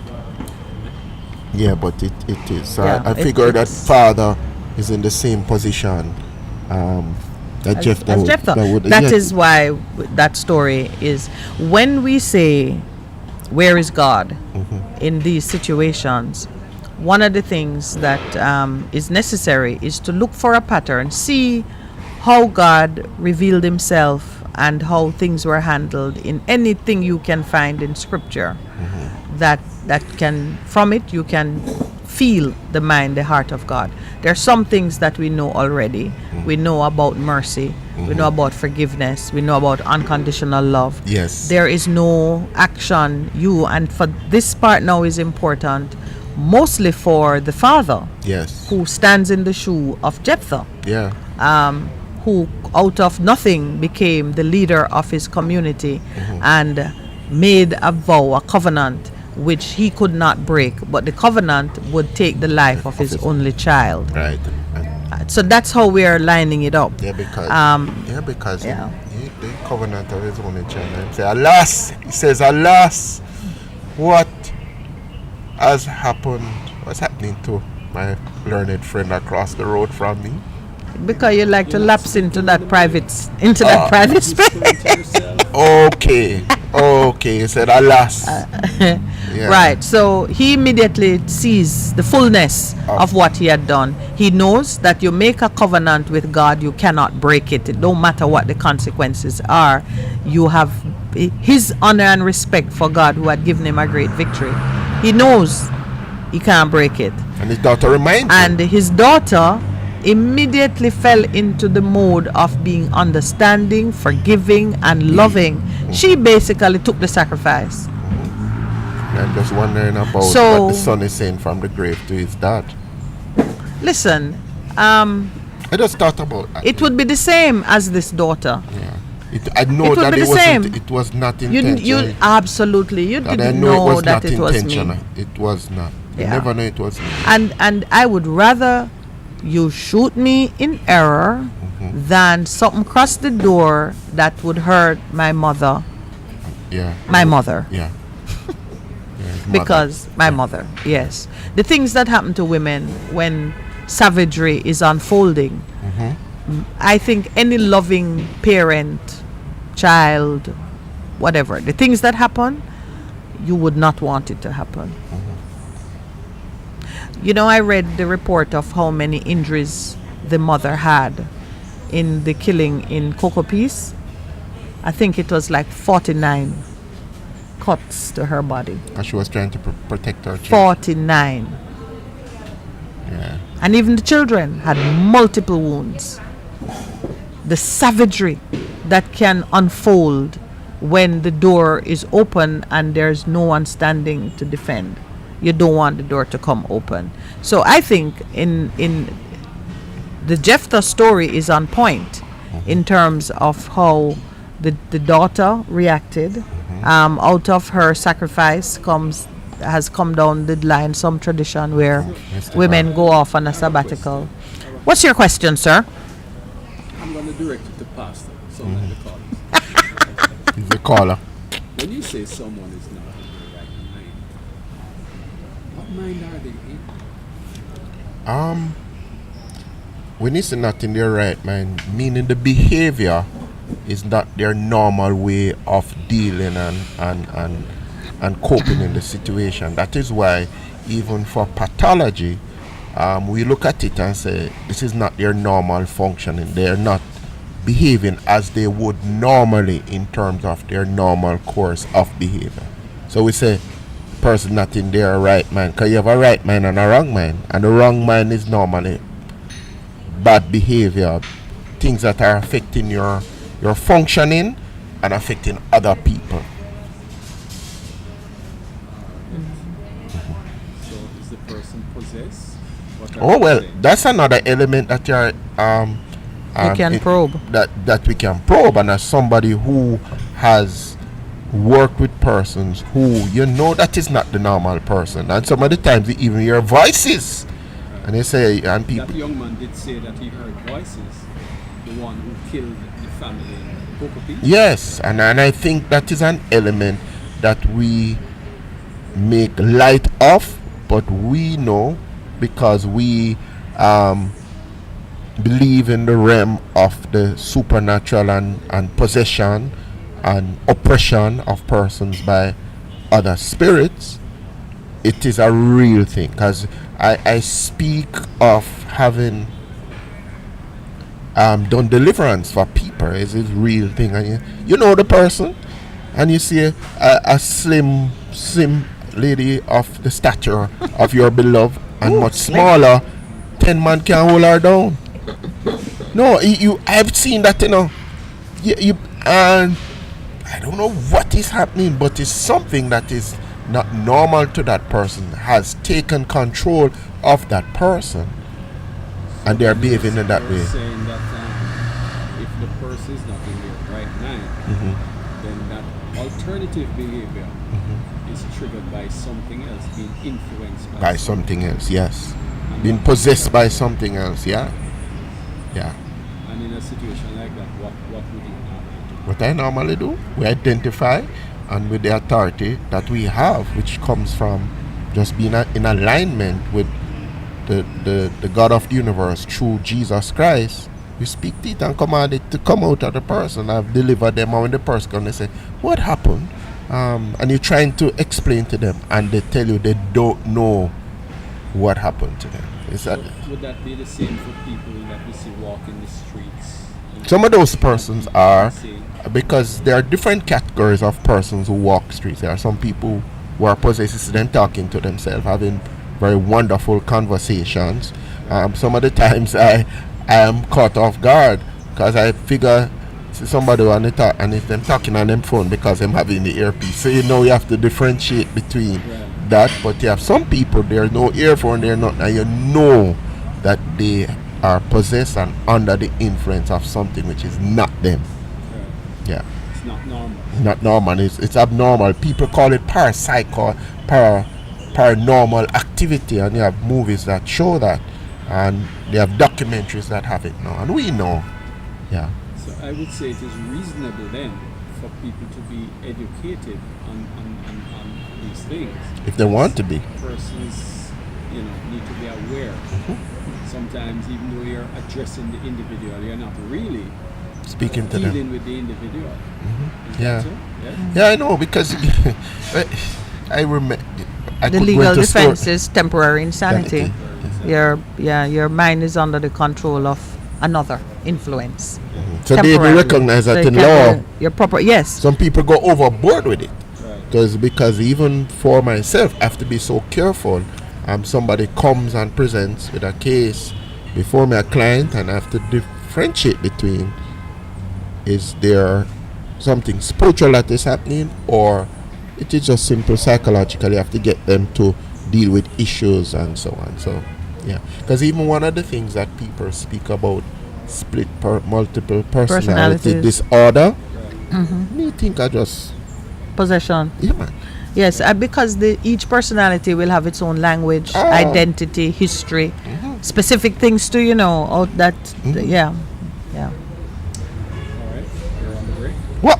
It's 8:00 already. Oh my goodness. No, but it is. It Alright. is. While you open up a door, I could have I know, talked for days about that one, Baba. And we only have 2.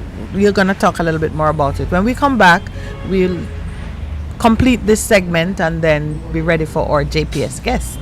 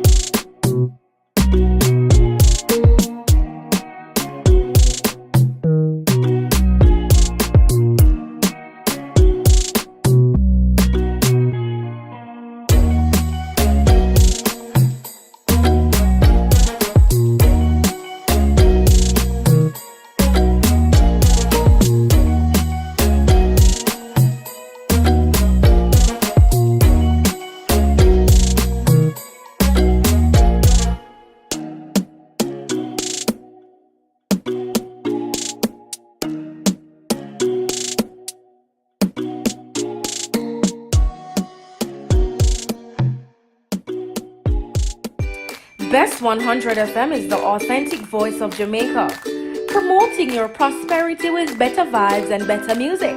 Let us promote your goods and services for you. Advertise with us. For more information, call our office at 876-276-8935. That's 276-8935. This is your beloved Pastor Percy from the Morning Connection. Support our commitment to Jamaica by joining us on Wednesday mornings at 7:30 when we pray for the nation. Show us you care. Advertise with us.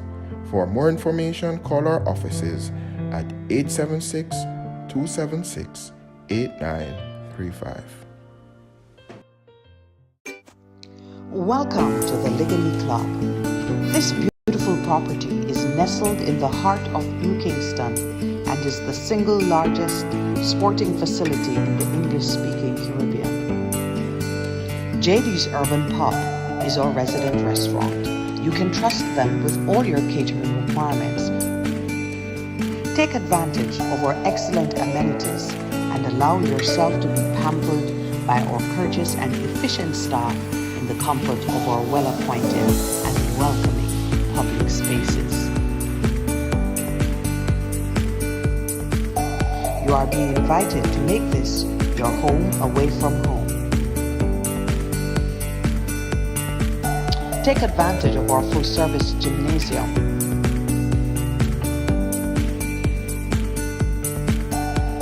Our 8 tennis courts. Feel free to wander through the gardens and enjoy the relaxing atmosphere of this oasis that remains as charming today as when we first opened our doors in 1910, and our large-size swimming pool. 6 squash courts. In the evenings, relax with us in the lobby bar and lounge. Call or visit us today. We're excited to meet you.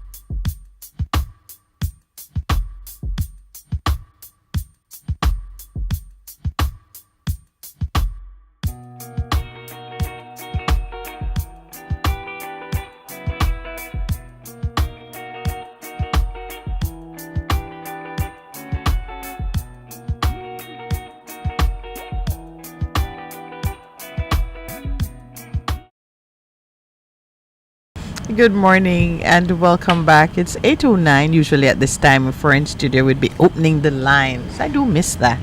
But I tell you, um, I'm the only one who misses. All right, apparently I'm alone in my grief. Not even pastor to counsel me. Past, past this point. But I want us to wrap up the discussions we've been having. The last thing, we were doing the God factor, and you spoke of Jephthah's distress, and distress, having pretty much sacrificed his daughter. He sacrificed his daughter on the higher cause of securing a victory for his entire nation. Or I'm calling it his entire nation, might have been a community. But whatever it is, he made a bargain. He said to God, give me this success. He had already been promised the success, you know. So I don't know why he did but that. he went a step further and said, give me the success, and whatever comes across, the first thing that greets me, I give to you. I have no idea what he thought would greet him. His puppy? I don't know. I just... His wife? What did he think would greet him? But you see, I'm breaking it down just to just to look at the mindset and the necessity to be always in possession of that sober mind. True. That's an important thing. Whatever the circumstances. And there is a way, you know, we always come back to that. There is a way to remain in possession of the sober mind. Before we took the break, Lowell and Pastor were talking about, I said temporary insanity, just to give it a proper name. But they were talking about someone not being in their right mind, temporarily or otherwise. And the concept of possession, meaning your mind has been taken over by something else. It can be taken over by fear. You know, when we say possession, a lot of people immediately start to think we're talking about dopey, and don't understand that demonic influences are really expressed through human emotions.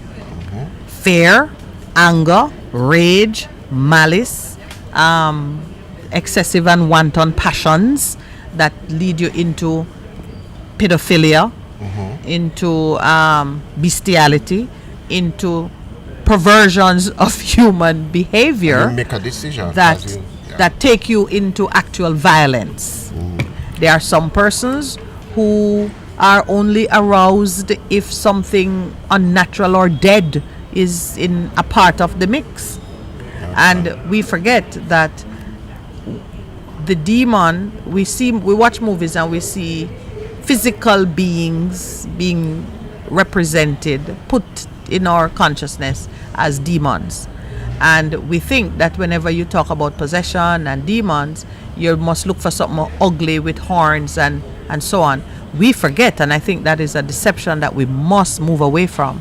We forget that these demonic influences are expressed through ordinary human emotions that become oversized. Become addictive. And absolutely.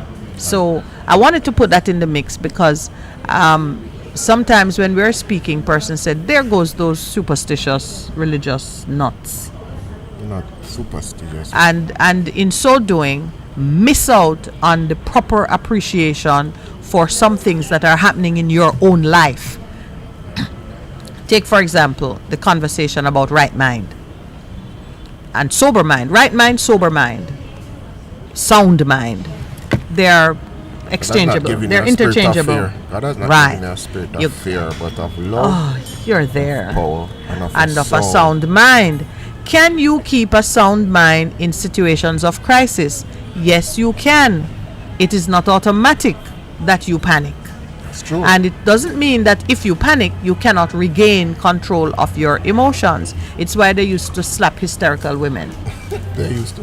Come on. This is something that shock you back into your right mind. You know, we don't speak about it a lot. You know, it's a topic, a subject that people avoid. And I think it's something that people should understand. You know, because so often, you know, you end up with things being misdiagnosed, people being misunderstood.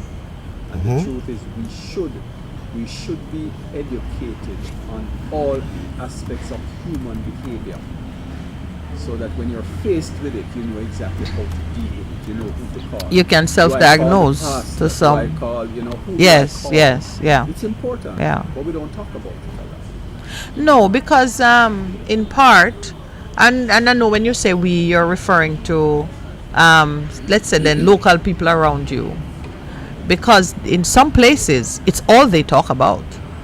There are some places that understand it, that emphasize it, and the minute you walk into a room, they're checking your aura, and they're looking at the other you, the invisible you. They're looking for spiritual influences that surround you as a part of understanding you, communicating with you, and healing you. I mean, you know, before he died, you remember Dr. Gallimore was sharing with us that in some medical training facilities, they were now including study of the spiritual as a part of the healing process and a part of teaching doctors how to heal, because in the way that scientists go off observable data, they had observed that people who pray and people who have family praying for them were healing faster and better. So they have to take into account that it have weight and value, because we're seeing it. And you're seeing the transition even in terms of psychology now, where spirituality is a major part of person's healing. Because remember, you know, we were the person who said that you only consist of body and mind. And we said, no, you're spirit, soul, mind. Yes. And those things have a relationship with each other. So the whole thing of your spirit and the healing, because, okay, some of the times doctors will tell you this person keeps coming back for the same thing, and then one day the doctor gets a bright idea. You want to go talk to a psychologist?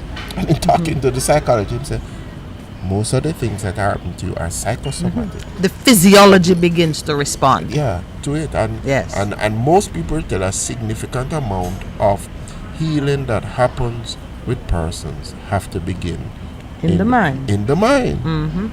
When you spoke, but then they tend to throw medicine at it. You know? They always throw, but it hasn't worked. Certainly. Meaning chemical therapies. Certainly, you know, prescription drugs. Right. And certainly there are instances where that is not possible. In many instances, not some. In many instances, yes. that don't solve the problem. Yes. So you have to because, deal with the person in their entirety. Something that maybe many persons don't even think of. When you take a painkiller, the only thing the painkiller does is cut the communication between your mind and the part of your body that's hurting, so that it doesn't cause you to feel pain. But pain in and of itself, I don't take painkillers unless I'm in serious trouble. The pain is a warning and a signal saying you need to deal with something going on down here. It sends out its little alarms, and if you go take a painkiller and keep walking, you're worsening the real problem, because the pain is a symptom of something else. Yes. Or anything, you just come, they spray it, and then you run right back on the field because it numbs the area. But the truth is, not dealing with the real source. You couldn't understand that wears off what happened. The damage would have increased. Especially when you have a very good player that you don't want to lose out of the game. Magic spray. Back on the field and. Yeah, the Americans are seeing it in their football with this injury that you get from the head injury, and there's a name for it now, from being constantly concussed. Yes. At the end of the day, a lot of the athletes end up committing crimes involving great rage, because the injury to the brain. Yes, and the reason I brought that into the conversation is because as you look at how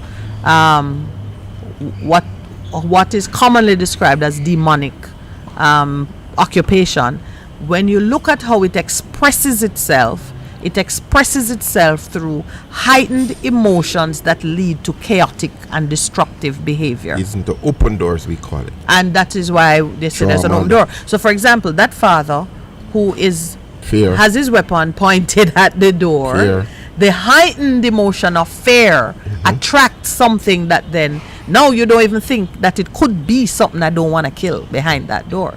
It just convince you, shoot, you want it coming on you? It goes out the window. rationality departs. Absolutely. The sober mind, the gift that your Father give you now, when he said, I didn't give you a spirit of fear, there's nothing behind that door that I can't handle. Sure, you can handle it because you only have a gun. Whatever is behind that door bows at my name.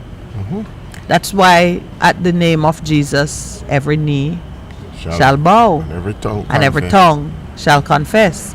And when we talk about authority and using the authority that you have, many of us don't know that even the declarative word from our tongue is commanding. Sorting out the atmosphere Yes. about you, causing the things that are. He could have spoken.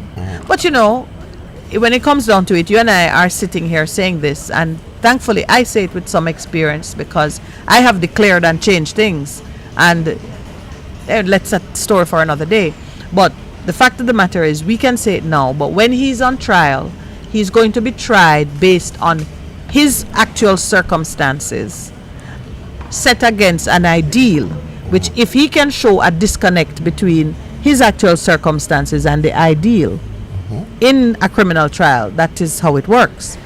Those who are to convict him must feel sure that there is nothing in his actual circumstances that could disturb their finding of guilt. They must feel sure that he pointed it at the door with some state of mind that should cause him to be held responsible in the highest possible way. You know, the sad part of this is that that father, chances are he's quite happy going to prison. In his guilt. Yes. Yeah. You It know, could so be, yes, the yeah. question is, how do you help him to heal? The family, that is, to heal. What says to them that, boy, yeah, your son is dead, but, you know, despite all of that, God is with you, and so on and so forth, you know? And I think this is where... Jephthah's story. Yes. That's why we reach for Jephthah. Like, you know, Pastor Percy, his job becomes even that more difficult. And more important. And more important, you know. How do you help these persons to accept, you know, because everything is a part of God's creation. And as it said, well, no sparrow fall from the sky without his knowledge. Yeah. So therefore, how do you deal with that situation? Are you going to tell him, for God so loved the world that he gave his only begotten son? No. Because God did give up his son. Yeah. Begotten of Peace his... I leave with you. My You give him perfect peace. I give to you. Not as the world gives, do I give you. Do not let your heart be troubled, nor let it be afraid. You can speak a little louder. Let my peace I leave with you. My perfect peace I give to you. Not as the world gives, do I give it to you. Do not let your heart be troubled, nor let it be afraid. Let my perfect peace calm you in every circumstance and give you courage and strength for every challenge. Right, but what is that saying to me? Because I okay. just shoot my son. No, all right. So we remember we started out by about it too. when we started out by saying, okay, now so this gentleman comes. Hear what is happening? It is going to be a very, very, very, very, very, very long and difficult process for healing for him. But one of the things I believe that he needs to come to, and we have to facilitate that, is to, as it were, forgive himself for what has happened. And forgiveness only happens when you can accept that in the circumstances that God has forgiven you, that he knows all of what was happening, but yet in spite of it, he has forgiven you. When that realization and that revelation happens to him, then the process of healing will begin. And you're looking at it at two levels. One, you talk about forgiving oneself. Self, right? You also have the loss. I have lost a son. Right. So whether I did it or somebody else did it, I have Lost a son. And it gives you the peace to deal with it. Because some of the times, you know, you can do so much in terms of facilitate, in terms of the words and the care and the therapy you do. But the process of healing begins, I believe very strong, with the revelation of how that person begins to process what God has said to them about it. And yes, and you see, I'm one who believe that we have to be very practical about these things. and you'll hear me talk about empathy a lot. Mm-hmm. Because until you're able to feel what the person feels, then there's very little that you can do. Oftentimes you have people come on the scene and they say all of these wonderful things, and it doesn't mean anything because they don't truly understand what the person is going through. Well, that one, few people can empathize, but you make a good point. It's why support groups have value. There are one or two people in his unique circumstance, and I would say try and reach out to them. I'm thinking it through, and I know that I would rather hurt myself than hurt my child. I know that. I would rather cut off my own arm than hurt my child. So when you find yourself in the unavoidable situation of confronting that you did this, sure, I thought something else, but on the other side of the door is my dead son, and it happened at my hand. I can't blame him for being outside. I can't. It don't really matter. At the end of the day, I did it. That acceptance, I think, can only be made tolerable by what Pastor is saying. The knowledge that, even though I did this terrible thing, I know for sure that God loves me unconditionally. I am not condemned for having done it in the eyes of God. And it might only be God who you can rely on for that acceptance. Who can only give you that revelation. It breaks into your conscience. That's the only thing for a lot of people. Your wife might not forgive you. Especially if she was there saying, maybe if she's any kind of wife like me, she'd be there saying, call out something. Let's assume, if it were me, I don't want Lowell shoot and kill not even a dog. So I know that if I were in that position beside him, I would be saying, all right, don't do whatever. I would be giving my own advice. And if him ignore me and persist, and it turned out to be the son, trouble in the yard. Because he would have to be living with the fact that he didn't. He didn't listen to me. And you're going to hear that. Right. That so there's a point at which the only comfort he may have is the knowledge that, you know what, I stand condemned by everybody else, but not by God, who knows my heart and knows that I would do anything but hurt my child. Even if he deserved it, I would want to take it back. So then the next step is, when bad things happen to good people, or even bad things happen to bad people, how can it be made into something of value? Something that is a testimony to guide somebody away from it. So my next step would be, anywhere I land, I have to make my life somehow useful to help somebody else avoid this.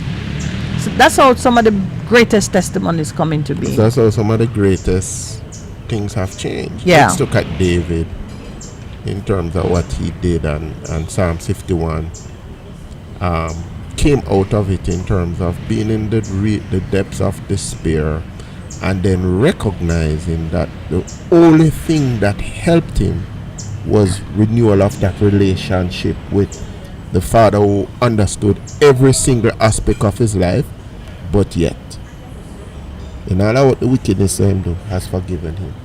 Yeah, but I thought you were going to find somebody more contemporary to look at a changed life, a life in which something terrible happened and they've gone on to be a great testimony. The Nobel Peace Prize. The guy who read his something posthumous, they mixed up the fact that himself and his brother died, and he saw it and him said, this man was responsible for so much death. And then they changed him the man who created dynamite. Yeah, but I was thinking of like a Jamaican, somebody who was convicted and come out and do good things. You don't have any of those? Yes, I have some of those, but we don't call Oh, none comes to mind? No comes to mind. No famous one who's been out there saying, this is my story. I used to rob up people or kill Pastor people. Chan. He ministers in the Majestic Gardens region. Okay, I don't know. But you see, a name, I'm just looking for someone. Because then... It was like that, and they change, and they're doing it for good because of that circumstance. So those are the persons who can really minister to him now, because as Lowell said, empathy is something that can always make the difference.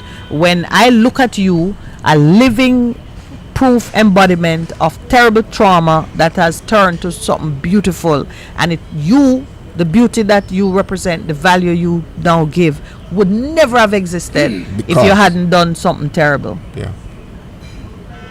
Yeah. That's what I was thinking about.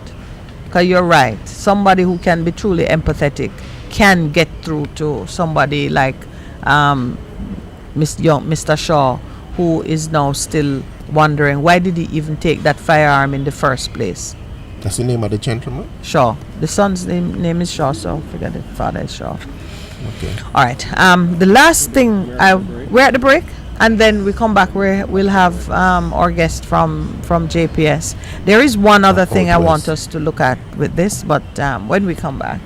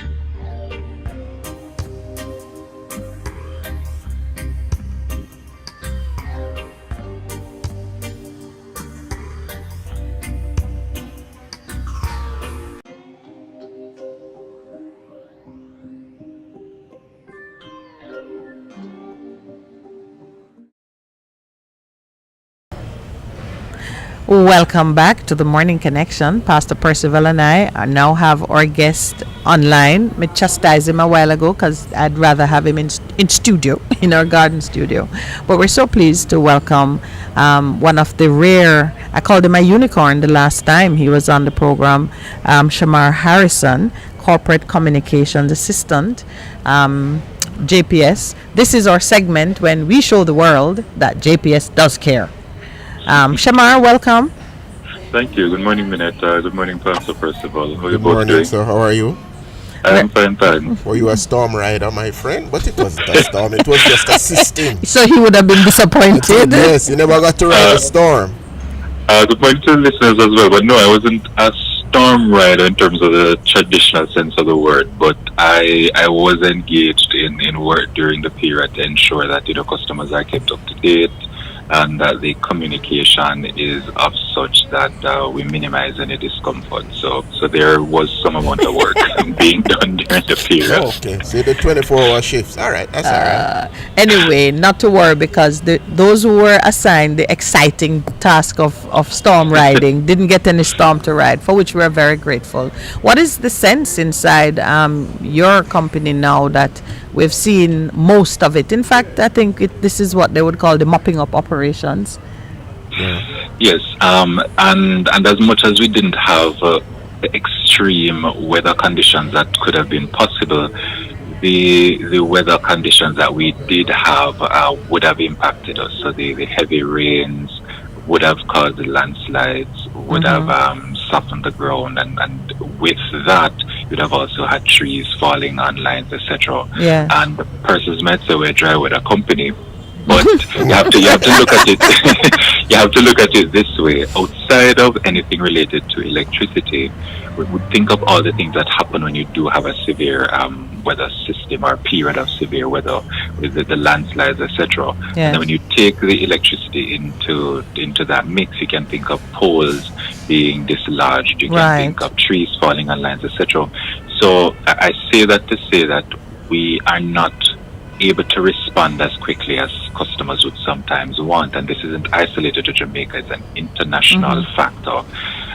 It will take days, sometimes months, depending on the severity of a system, because we do have to go based on our restoration protocols for safety and for the best outcomes, and then we are sometimes hindered by these things I mentioned before. So we were hindered by some of those, but the majority of customers that would have been without supply have been restored.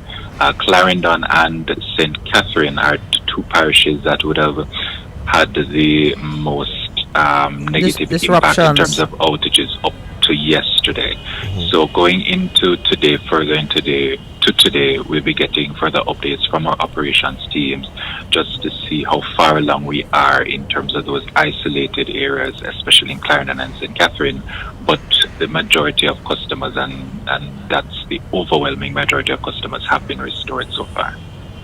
So you're now working concurrently on continued preparation for the season, because we still have a distance to go, 2 full months and some to go for the season, and you're now also addressing the ill effects of the weather system that just went through. How stretched are you in terms of your resources? Well, I wouldn't say we're stretched per se, but we're always in a situation of needing more to respond faster or respond in a way that's ideal. There's no going around that. To respond at the rate we'd want to, we would need more resources. But then with what we have in terms of human resources, in terms of infrastructure, we are continuing to mobilize in the way that's necessary to respond as efficiently as possible. So there, like during this storm, for example, particular areas of the business would have been diverted to assist. So our field service operations, which typically would focus on things such as meter investigations, installations, etc., those teams would have also been assisting our emergency and dispatch teams in terms of the response to ensure that we can respond faster. And that continues for some period afterwards until we're back to some sense of normalcy. But you are correct in terms of the continued preparation for the season. And in terms of that preparation, there are 2 main areas that we focus on and that I discussed today. One is the strengthening and protecting of the grid. And the second thing is our emergency response mechanisms, under which you'd have the protocols in terms of restoration, but importantly our emergency protocol, which is the overarching thing. So all right. Would you just go back, would you just do a refresher on that for us, please? Because now that persons are dealing with the oversaturated soil, they may see poles leaning, what are the things we need to be looking out for, and what should we do even as you march us through the protocols again. All right, so I'll talk about the emergency response mechanisms first, which includes the protocols, and then in terms of the strengthening and protecting of the grid, which is a very important part. So yes, we spoke about the response protocols, but governing everything is our emergency protocol, and that has been in place for an extremely long time, and it's something that's constantly revised based on the lessons we've learned from the various emergencies, including hurricanes. So the emergency protocol determines how every aspect of the business responds when there is an emergency under which a hurricane or tropical storm or such system would fall. It determines when our central emergency operations center would go into full effect and the related units across the island would be activated. And then this guides how other areas of the business operate, including the communication, because we do have a hurricane communication protocol that determines, how we communicate with our customers to ensure safety and that they're aware of everything that's happening. So in terms of the restoration protocols, what's important is, as I said before, these things that happen during the hurricane in terms of landslides, etc., they do lend itself to some amount of delays. And while the delays are happening, we understand that customers will be frustrated. But again, I want to stress the need to avoid things such as touching down the power lines. No matter how much you'll be without supply and you see a power line in your area, so you assume it is not live, do not touch it. If you see power line, assume that it is live. Yes. Leave it for JPS to handle. Like the same thing would apply to trees, especially if the trees are tangled in wires or they are close to wires at all. Yes, the trees may be blocking somewhere. Yes, you may want your power to come back, so you think you're helping, but you're putting yourself in further harm's way. And we'd advise you to avoid that. Because in terms of the restoration, there's a reason why we go in the order we do. And we try to do it quickly, yes, but safety comes first. And it's not just the safety of JPS crews, but also for customers. So we start with an assessment of the damage. The work can't happen while the system is going on because we're dealing with electricity and it's just unsafe to deal with in such condition. So we first have the assessment of the damage to determine in the interest of public safety and to protect the network, how do we then go about repairs? What needs to be repaired, etc. So we have the assessment, and then we do the necessary repairs to our plant, substations, and main transmission lines. And this is because everything else is served by these things. So if they are not fixed first, then even if you attempt to fix other areas, it will either not be done at all, there'd be no or service. done in a way that's unsafe, right? So our first priority is to find the damage and fix any to power plants and transmission lines. And then we move to restoration of essential services. And I think most persons can understand why this is necessary. So things such as places such as hospitals, airports, communication systems, water facilities, or areas that if they're out for extended periods, it can lead to loss of life, depending on the entities or companies that are there. And then after you have those, then you have the restoration of critical loads. And we may move to fixing damage that will restore supply to the most people in the shortest time.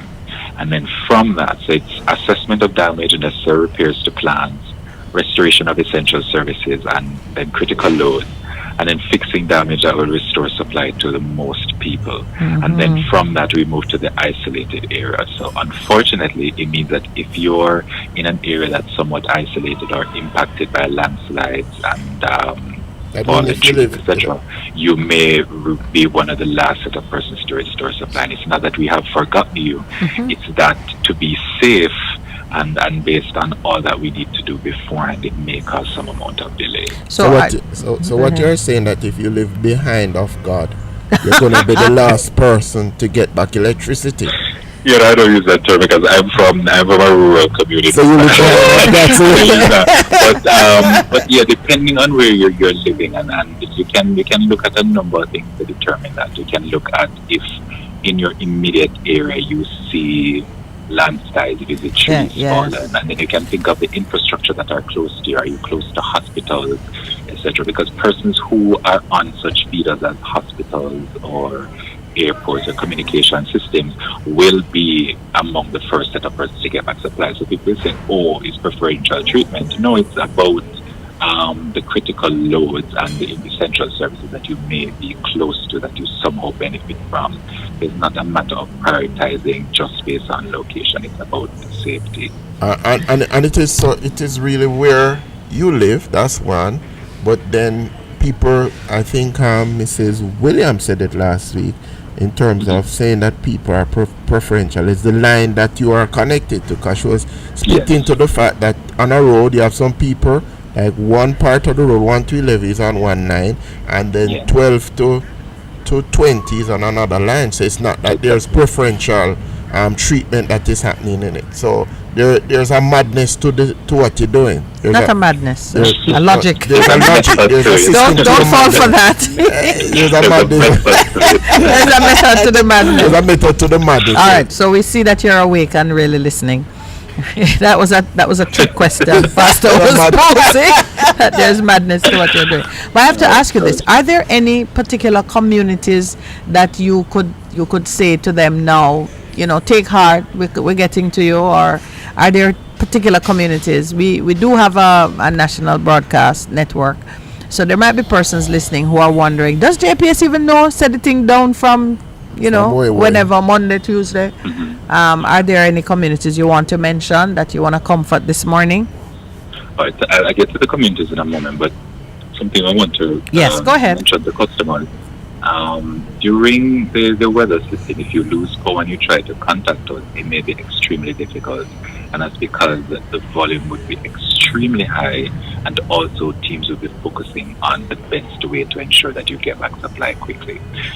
For the most part, we will be aware that you are out of supply, but we do encourage persons, if during such a system you have access to data or the internet, you can make the report through the mobile app, or you can use the self-service options on when you call the call center.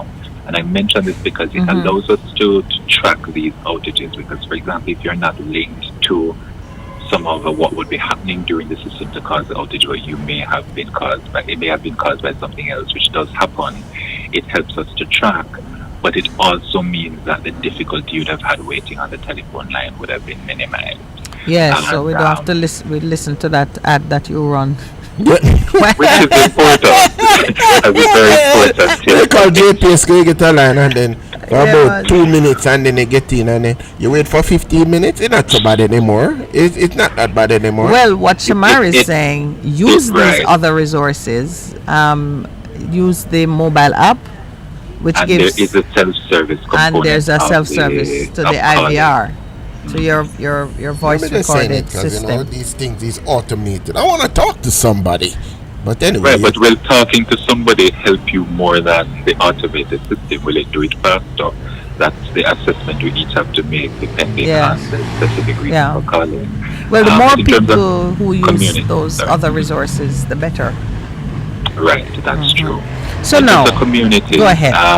Yesterday, Moore's District and a section of Mapen in Clarendon and sections of Linstead in St. Catherine would have been 3 areas that would have had the most customers being without supply. And we would have sought to attend to those areas, and in receiving the updates today, we would confirm the extent to which we've been able to restore those areas.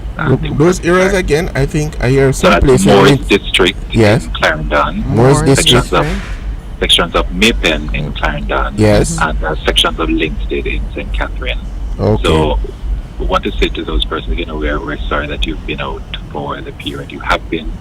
We have been working to get you restored as quickly as possible. As I mentioned, some of the hindrances before would have played a role, and some persons would have been restored, and as today progresses, if they're outstanding persons, then the teams would seek to restore them, and we get the updates to confirm the extent to which we've been able to restore. So the good news is you are aware, so no one should be worrying that JPS don't know. You're aware that these areas have outages. You've already done and are continuing assessment, which you said is the first part of the job, and you've also begun some restoration. For the most part, the majority of assessments would have already been done, and the majority of restorations would have been done. Okay, so that's it's good. really that's the tail end of things that we're working on, and this would be mainly for isolated areas or areas that we had a difficult time getting to initially. So it's really wrapping up those activities. Now, to say for persons who may have lost supply after the system passed, it's okay to report it, whether through the app or another means, because outages do happen in these situations that are not related to the system. So it helps to have a record of it in the event it's not linked, so that we know that you're out and can get the matter resolved. Well, I guess persons don't really need to be reminded to report the outage. It's one of the first things that they do. True. But you're emphasizing that persons shouldn't assume that the outage is related to the weather. You'd need to still report it and track it in the usual way.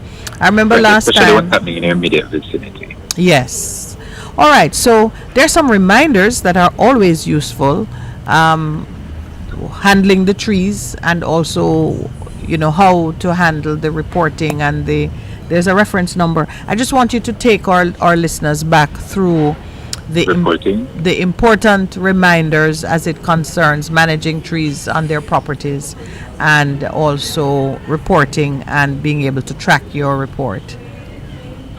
Okay, so it's important that we visualize what I'm saying. Tree contact with power lines can lead to fires and outages. Those are two things that happen more often than we'd like, and persons may just think it's JBS's responsibility to remove the trees from the lines, and that may be true for public spaces. When it comes onto your private property, it's important that you trim your trees and ensure that they're away from power lines. The first thing is to be as proactive as possible. So avoid planting trees under the power lines in the first place. And if you are planting plants close to the power lines, let them be low-growing plants. These things that won't grow high. If you've already planted trees close by, keep them trimmed. And if for any reason, you would have been doing this and the tree has already come in contact with the line, then you reach out to us to have the situation assessed to see how best to handle it, because you trying to trim that tree at that point is problematic. One major outage that happened in St. Andrew during the system would have been because a customer was cutting trees while the system was going on. Cutting trees when the system was going on? Yes. They were not listening to Mrs. Williams last week. Right. Sometimes we may just think of getting rid of one issue or one thing that's causing inconvenience, and we don't think of the other situations that can result from that. So just in tree contact can cause fire and outages, and it can also cause damage to our lines, because if branches fall from the trees, if the conditions are windy, or if anything has happened, then that can cause damage to the lines, which would lead to delays in terms of restoration, because we'd first have to identify what's causing the outage, then fix the broken lines before you can get back supply. And then there's the possibility of electrocution. We have many fruit trees, land of wood and water, and we tend to climb trees, whether to pick fruits or just for fun. And even if we're not climbing it, we may use something to try and pick the fruit. If they're close to power lines, then that increases the chance of electrocution. That's something shocking you. You mean it shocked you?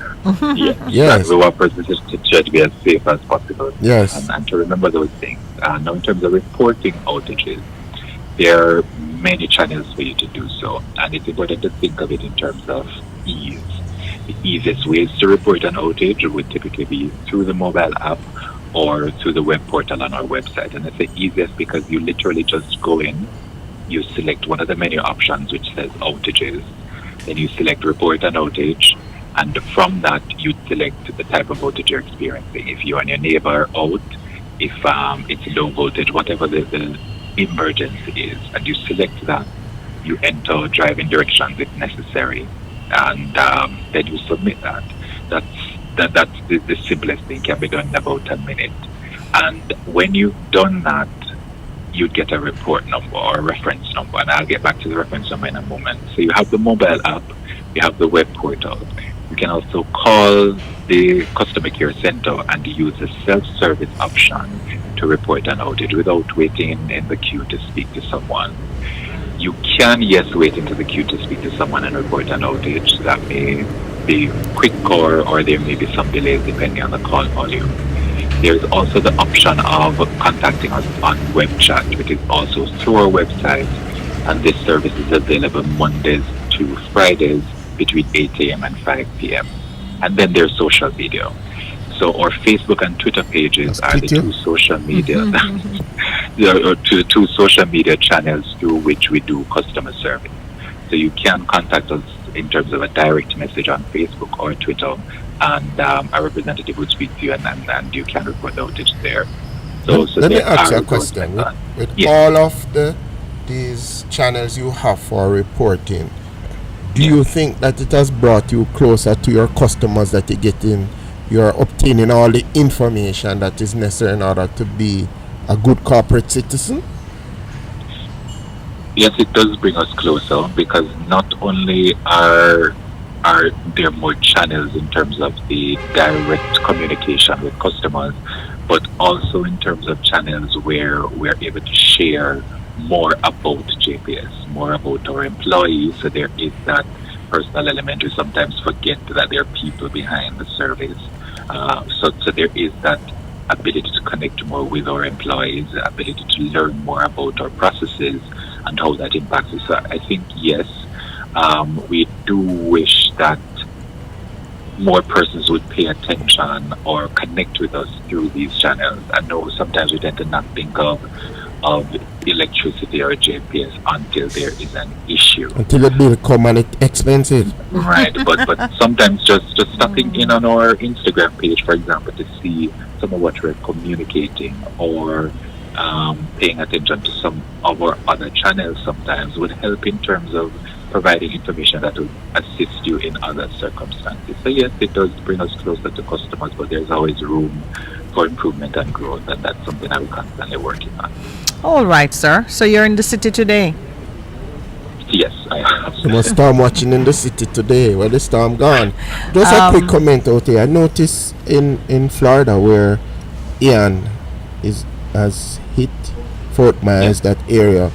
I noticed in terms of what the governor did, he says he has about 40,000 linemen waiting to respond in regards to the loss of power and so on. Do we have that in our plans? Like if Ian had become, the system had become a hurricane before, that's part of our national protocols in terms of having the linesmen on standby? Yes, that is a part of it. I'll give you a general example. So when we became aware of the system of the coast of Africa and the likely trajectory that it may impact us, we started not just intensifying the communication externally, but internally. The members of the Central Emergency Operations teams would have convened, and we started having meetings to ensure that particular things were in place. As I said, it's a year-long process. It's ongoing in terms of ensuring the systems are in place, but the meetings were necessary to double-check, to triple-check, and to ensure that everyone is ready in the event of the worst. Now, our COC that I mentioned before was convened, which happens when there is an impending emergency, and a part of that involves the relevant response teams ensuring that the resources are available that would be necessary to respond in the fastest and most efficient manner, and that would include linemen, it would include emergency response vehicles, and it would involve all of that. So we were geared up for the most severe outcome. Okay. Now, what may happen is that we may be ready to respond and respond as efficiently, as possible. That has to be done based on Protocol 1, and then sometimes there may be delays based on some of the reasons I would have mentioned before. So, yes. All right, sir. Thank you so much. I'm happy to have you in the city. You brought some sunshine. It's looking quite nice and bright From in the New west and brought the Kingston. sun. Which of the offices are you at? You're in New Kingston? Yes, I'm based at our Northford branch, our head office. So you're just up the road from us. All right. Next time I will come up to you. since you're not coming to us. But it's been a pleasure having you share with us this morning, Shamar. We are all grateful that the weather system was not as severe as it could be. We're not happy Yes, that we our are neighbors too. are getting it, but we're glad we didn't get it. True, but I want to say quickly before I Yes. go, though, the strengthening and protecting of the grid is not just something that we do close to the hurricane season. It's ongoing. Ongoing. So when we may advertise that we're having a maintenance outage in your area, it's likely related to that for vegetation management and to ensure that the infrastructure is as stable as possible. All right. Well, that's good to know. That is good news to the Yeah. air. Thank you very much, sir. Have You're a welcome, great rest of Thursday. You too. All right, we're at that time now too, where it is time for the 9 o'clock break. Please stay with us when we come back. We'll just wrap up some of the issues that we've left hanging. So.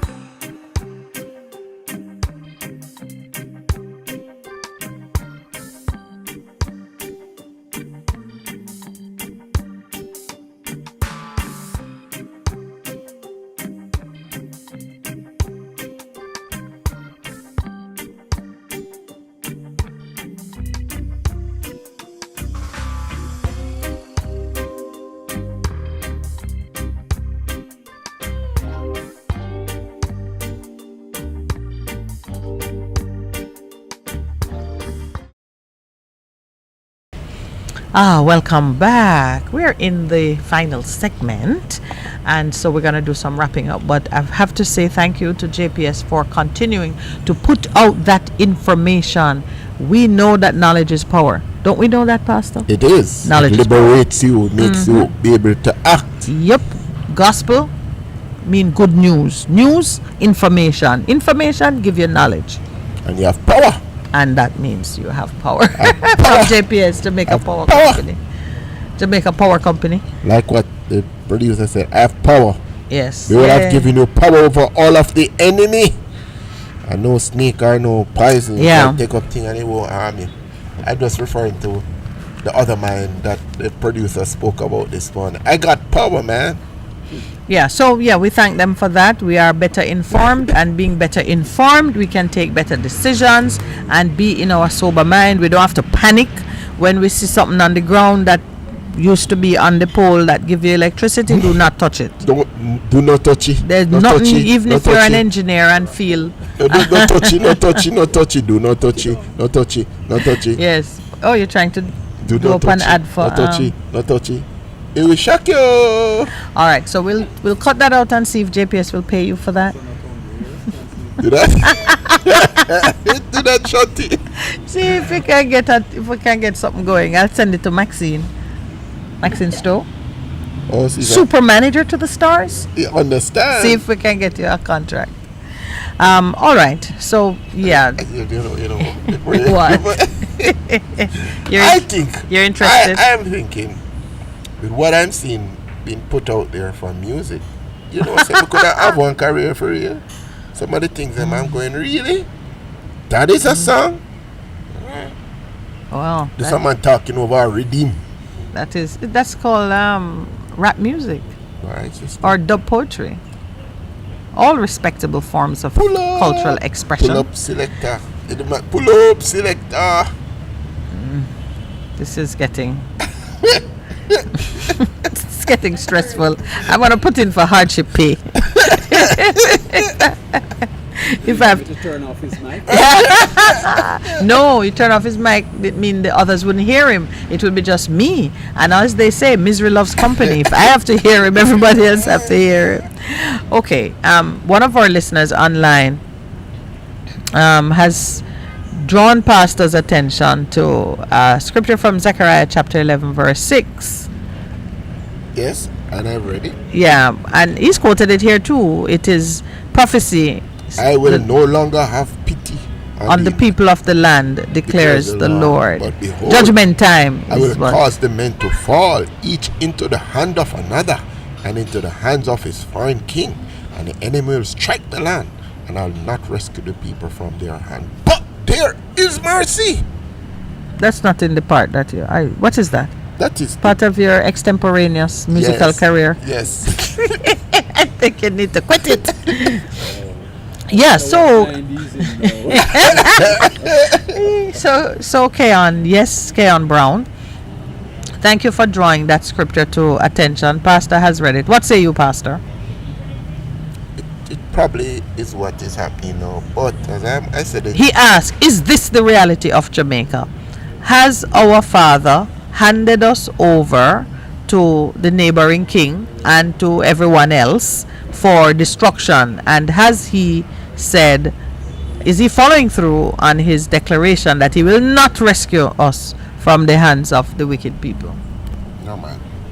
He puts in a caveat, that's what you call it. Okay, yes. A caveat. That is the either both pronunciations are respectable. Okay. Most of us say caveat. Yes. But if you say caveat, you won't be shut out. Okay. Also, I mean, you're still in. I'm still in. All right. Still but in. He puts in 2 Chronicles 7 verse 40, which I referred to yesterday when I was praying. But if the people are called, he will indeed bring about his mercy.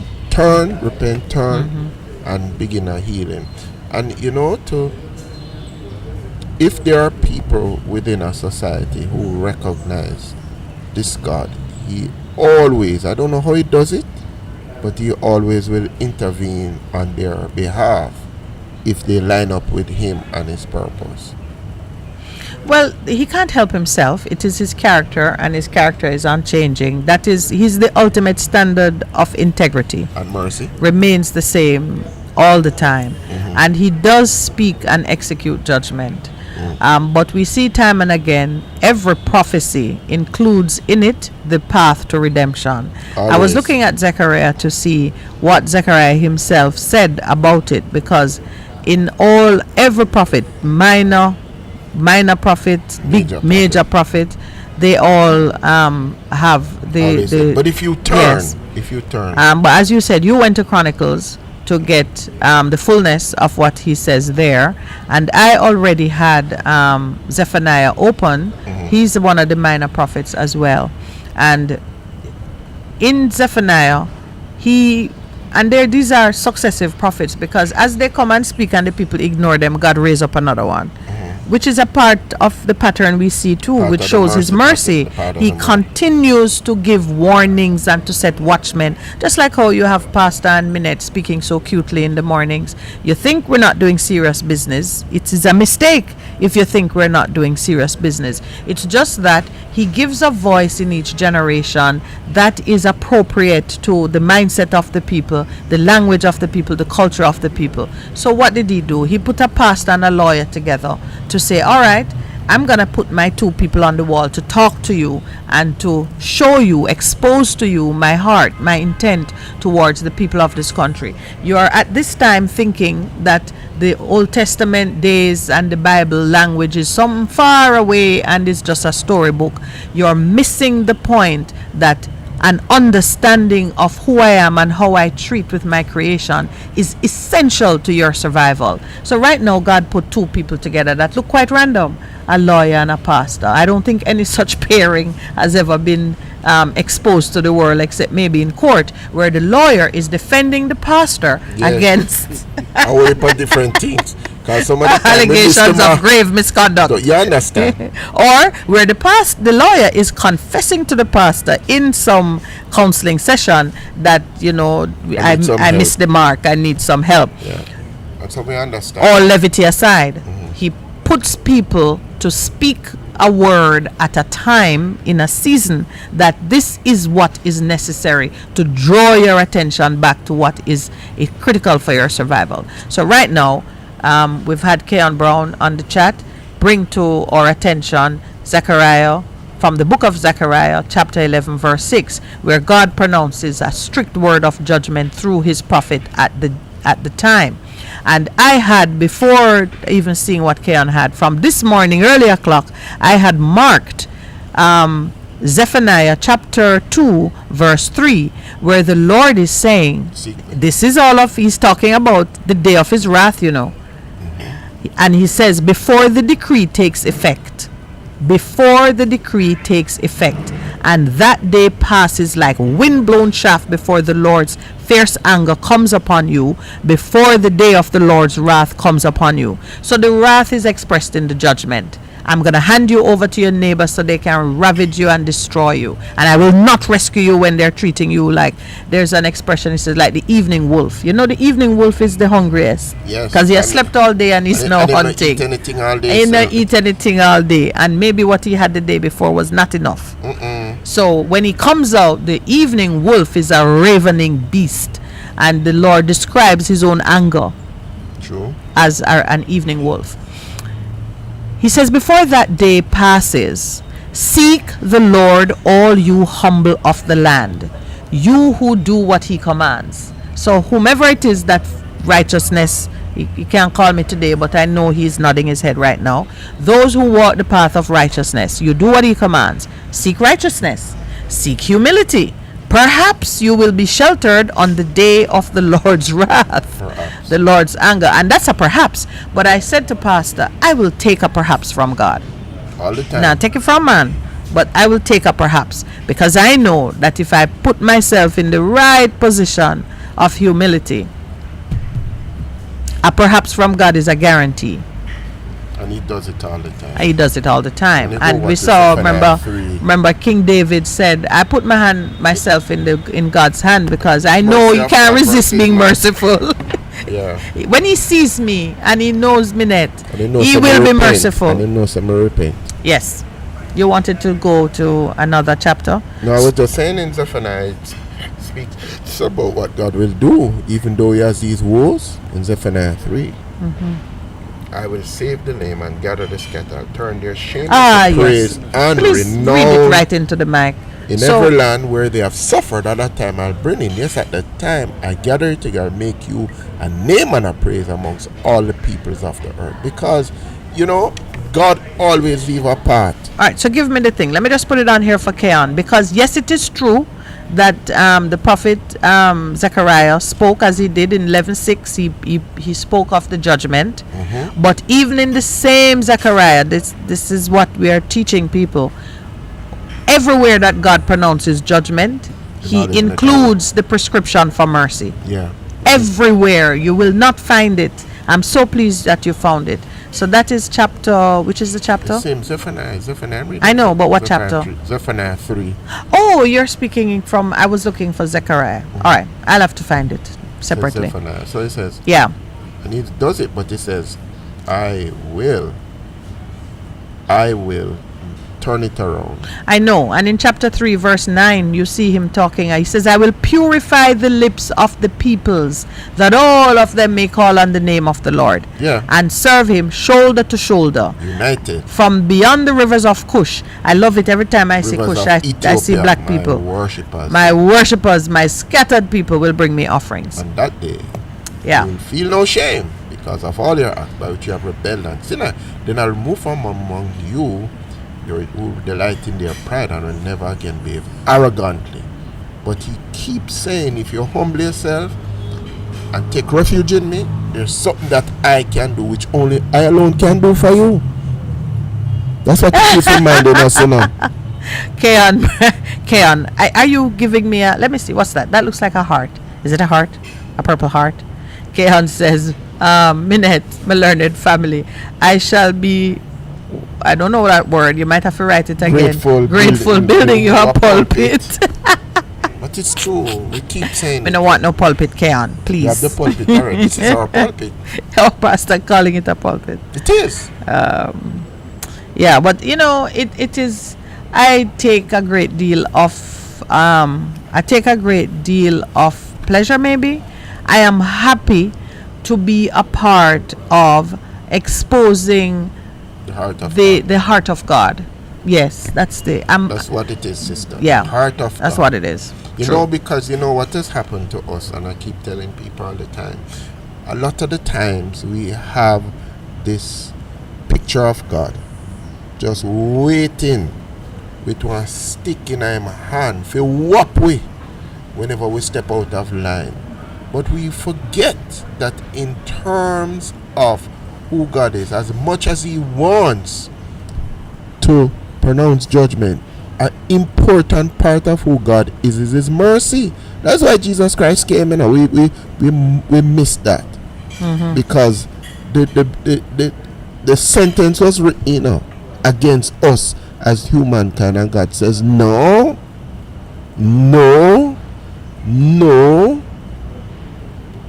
Mercy said no. And that's what it is about. If you will turn, I will be merciful to you. And it is instructive. There's a scripture I haven't referred to in a long time. It is this. Really? Yeah. That was my beating thing. It says this one. Righteousness and justice are the foundation of your throne, but loving kindness, mercy, and truth go before you. All of the time. It's a just God, which is built on righteousness, but important, no foundation by himself, loving kindness.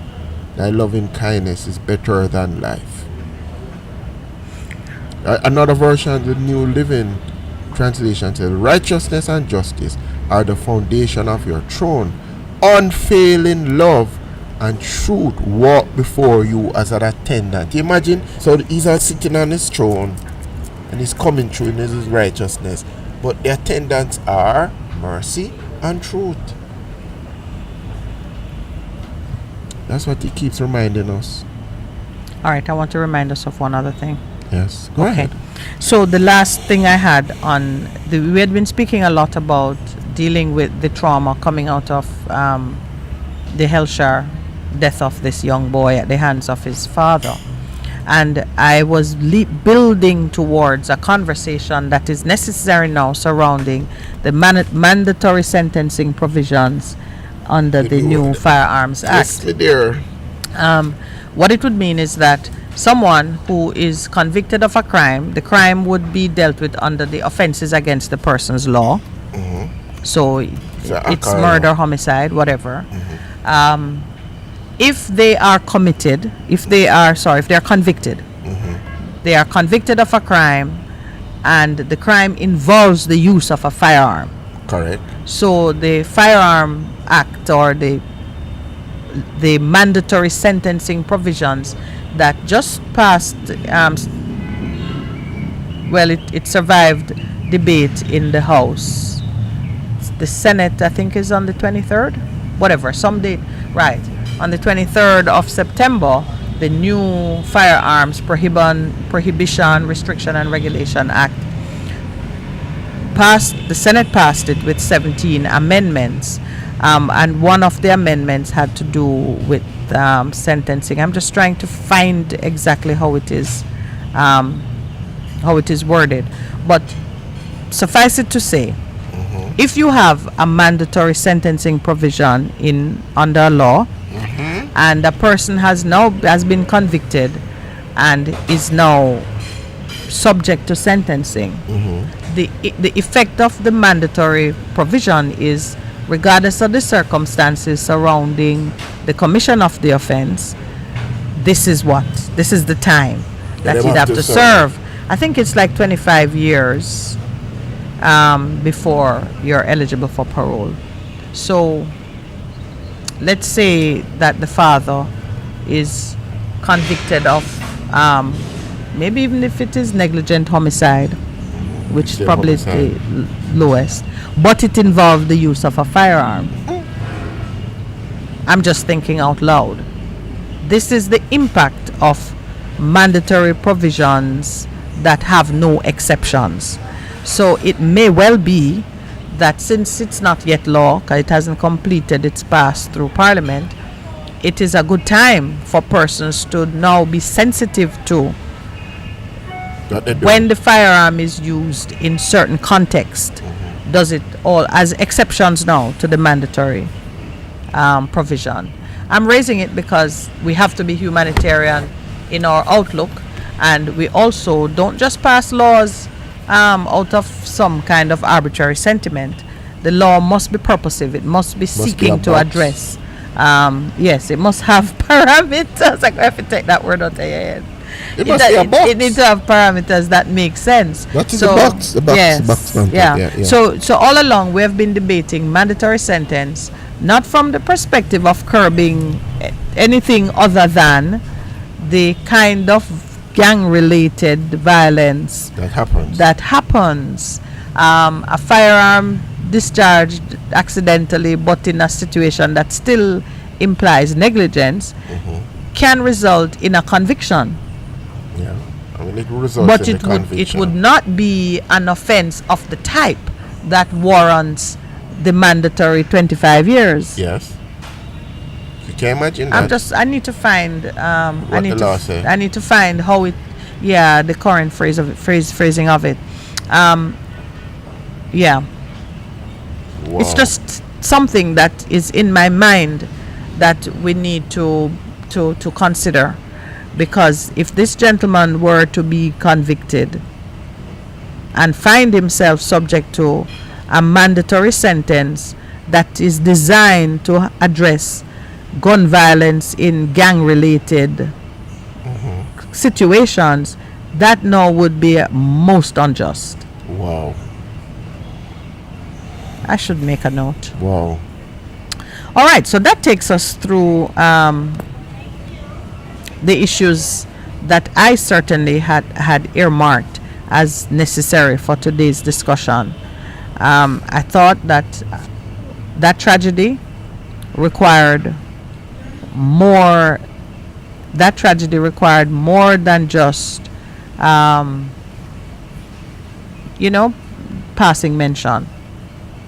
I felt like it needed to be addressed at the highest level. Different ways. Yeah, we should spend some time talking about it. Which we have. We have opening up things that I believe other people weren't even thinking of. Yeah. In terms of. Yesterday I'd been to, and earlier in the week, once the rains had cooled somewhat, we were focusing our listeners' attention to the stresses that lie ahead, and just so we could be prepared and keep the right balance for it. In today's paper, the announcement is there that there will be no new budgetary allocation to undertake repairs to rain-damaged roads, preliminarily estimated to cost $360 million. I saw that. I just saw it. No new budgetary allocation. Now remember, we were already under stress. Manabal said the bridge popped down how much years and that no fix. Many things are happening. We were already under stress, and we now have an additional $360 million worth of damage to contend with, and we are being told that there is no money, no additional money to go to it. Oh, how does that? Oh, what is the? how does that work? How does it work? Yes. Well, look at it this way. If you have been penny wise and pound foolish, you're going to pay for it, in the sense that a lot of what we hear people speaking about coming out of some of the things because drains were not cleaned, or we've not spent the time to actually deal with what happens. Like Hal's already said, at 6 years me there and the same thing happening. You remember that statement? So it means that you have to deal with it. And for people who have been elected to chart a path to ensure that we don't keep wasting money doing the same things over and over again, and we keep doing it, then you have to deal with the necessary consequence. Now, you also let me ask you a practical question, because I'm trying to understand it. I know you're answering me philosophically, but I wanted a more man type. A man type? I wanted a more man type, solution-oriented answer. No, but I'm saying, you do have the So money. let me pose the second question. Does it mean then that the 47 roads that were affected by landslides, mud flows, fallen trees, and flooding, that these will not be cleared? No, they will clear them. They will go find the money. So that means you're going to take the money then from somewhere, from the existing allocations for roads already earmarked for repair. You're going to move that money and clear it, because you must clear it. You must clear them roads. Okay. Or you must clear some of them. There's good news for Troy. The designs are complete and are heading for procurement. The Prime Minister announced. So, Michael Phillips, the bridge in Manchester Northwest. Yeah. But then maybe they'll have a bridge and no road beyond it. Oh, Jesus. So as a practical matter, when the Prime Minister says no new budgetary allocation, what he's saying, what he has to be saying is, I am going to move around what I already have. They normally do that. It's a normal thing. Yeah. But you see, I'm saying that. Which means people with their old problem, that problem just going to get more chronic. Right. I'm just following, there's a logical progression to these things. Roads have already been reopened in Clarendon, with the exception of the corridors from Chapelton to Rock River, Mackney to Douglas Castle, St. John's to Pedro River, and Thatchwalk Bridge in Enion Town. That's my place. Your place? Very near to me. Yeah, I mean, I told you that where I live is close to the border of Clarendon.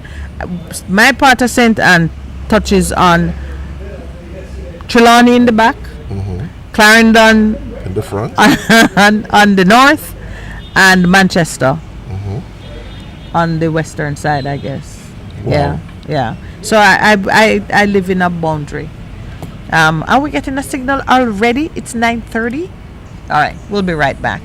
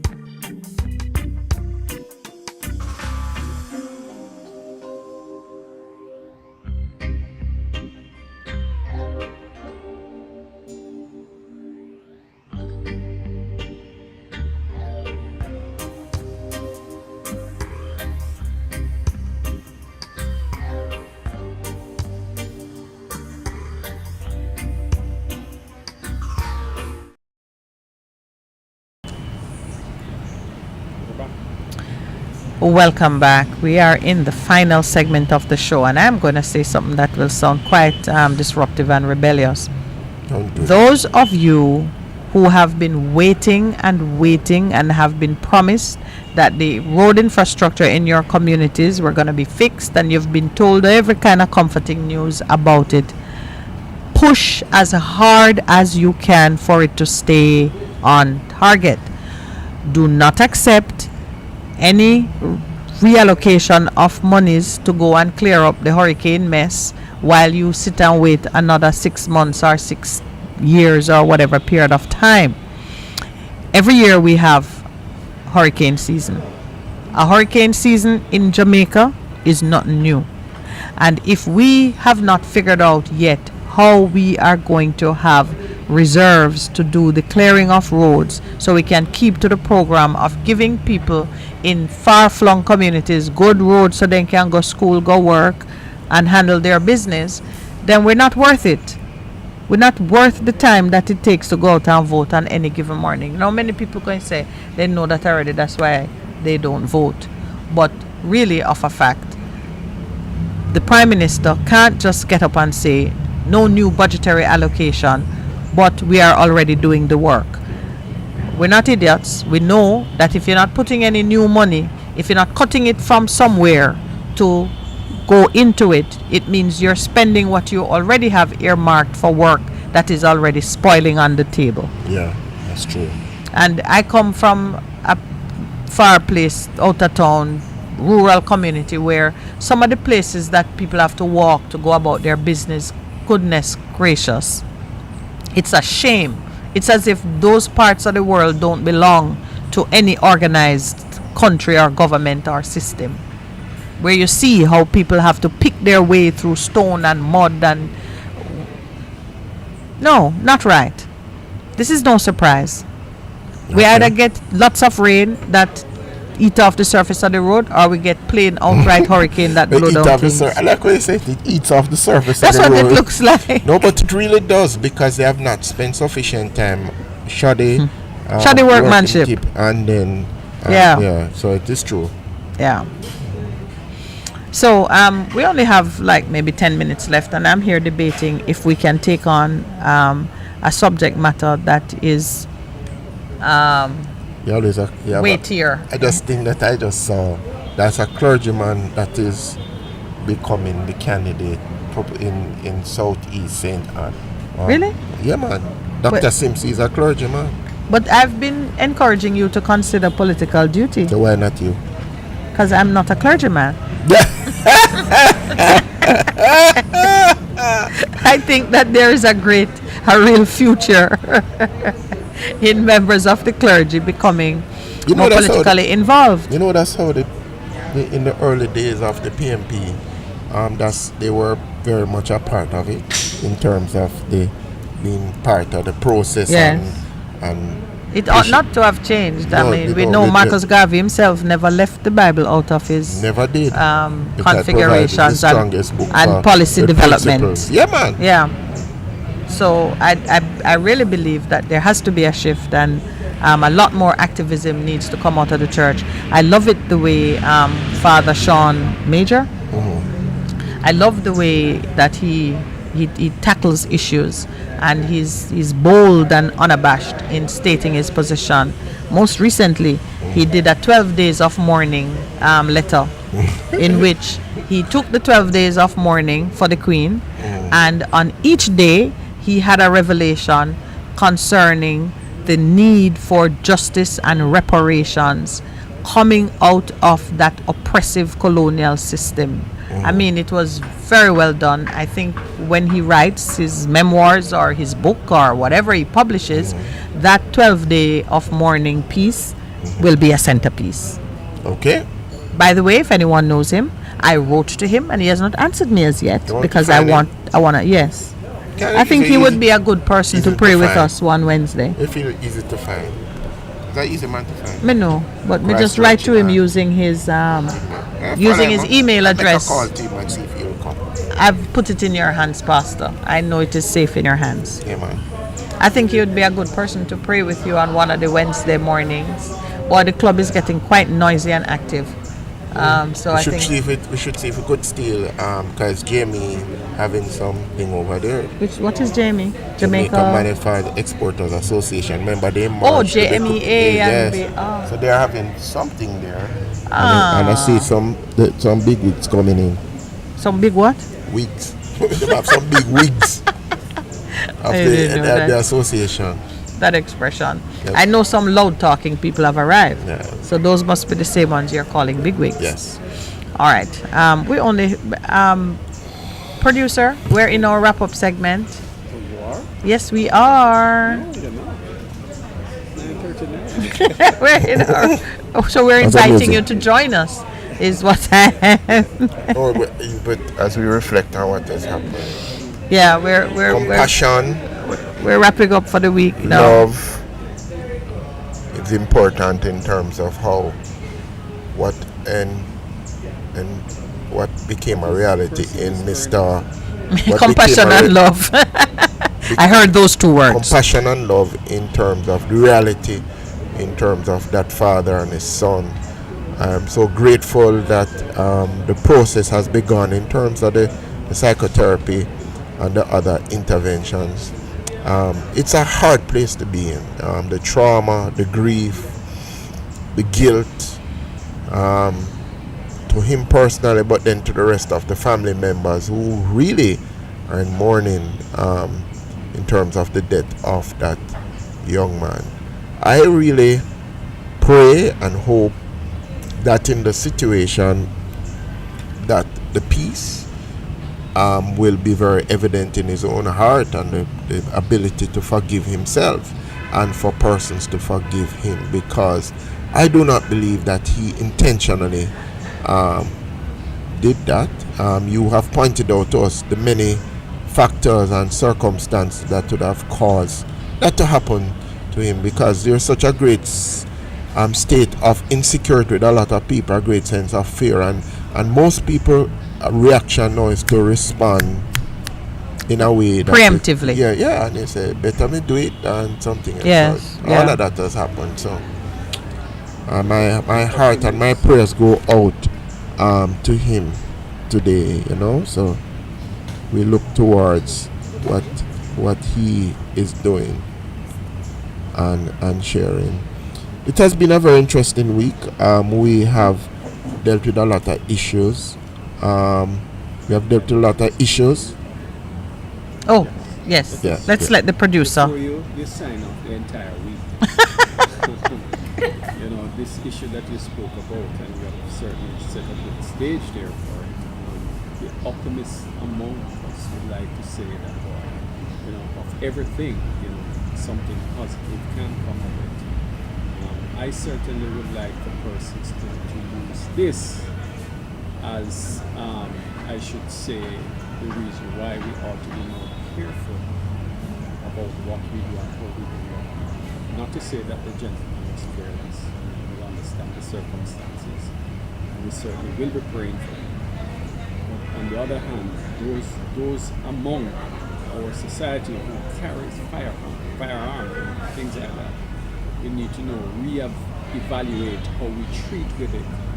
And those among us who are talking about arming the entire population, we need to rethink, because it is a serious responsibility. It's a heavy responsibility. To carry a firearm. And you see, the thing is, the gunmen can get away with things that you can't get away with. Yes, because there's our illegal So don't weapons. wish for it. Believe Yeah, me, it's yeah. not something you want to wish for. Yeah. You know?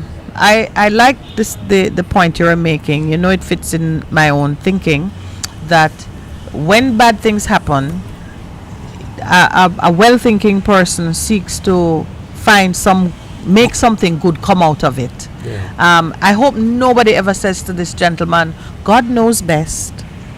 It was not God's intention or will for a father to kill his son like that. When he said to Abraham, take your son up on Mount Moriah and sacrifice him, God was testing Abraham's heart. He wasn't trying to kill Isaac and did not kill Isaac. No, I didn't.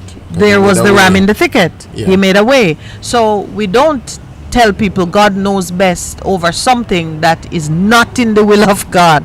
for that's not in the will of God. In terms But of that circumstance. yes, and situation. precisely. Well, it's not in the will of God for people to die. You know, it was never in the will of God for people to die. Never was. He But made we us to be decided die. immortal. So when we err because of whatever led us into a path of error, it then falls on us to look back now into the will of God expressed and find the path that He has put there, because He says, I will never cause any trial to face you for which I don't provide a way of escape. That's a powerful word. You could have preached on that one day, but you know. You and Kian make me a pulpit. You could have preached on one day this So morning. yeah, so that is kind of a wrap up for this father who is dealing with the unspeakable. It has happened. I tell you the witness that I would call in your defense, I would call the whole island of Jamaica and its state of terror and collapse and distress, and I would say every citizen of Jamaica put in a certain situation of fear and stress is going to make a judgment call, and it's 50-50 if he's wrong or right. Believe me, he'd be a hero this morning if there was a gunman behind the door. If it was that him fire through that door and caught somebody, better yet if the somebody did have one illegal gun in him hand too. Oh boy. Double hero. We'd be celebrating him. So he made a call and he's suffering for it this morning. These are the words that we would say, just know it was not God's will for you to kill your son. So don't tell yourself, so God make this happen to me. No, God didn't make that happen to you. It has happened because through every configuration of man's disobedience, you live in a country where you have to be on one side of a door firing through it in fear of your own life and for the safety of your family. Those are the circumstances you're in, because that is Jamaica of today. Through every happenings, that is our responsibility corporately. All politicians, be careful about what you say. Yeah. Very careful. Oh, you mean shoot to kill?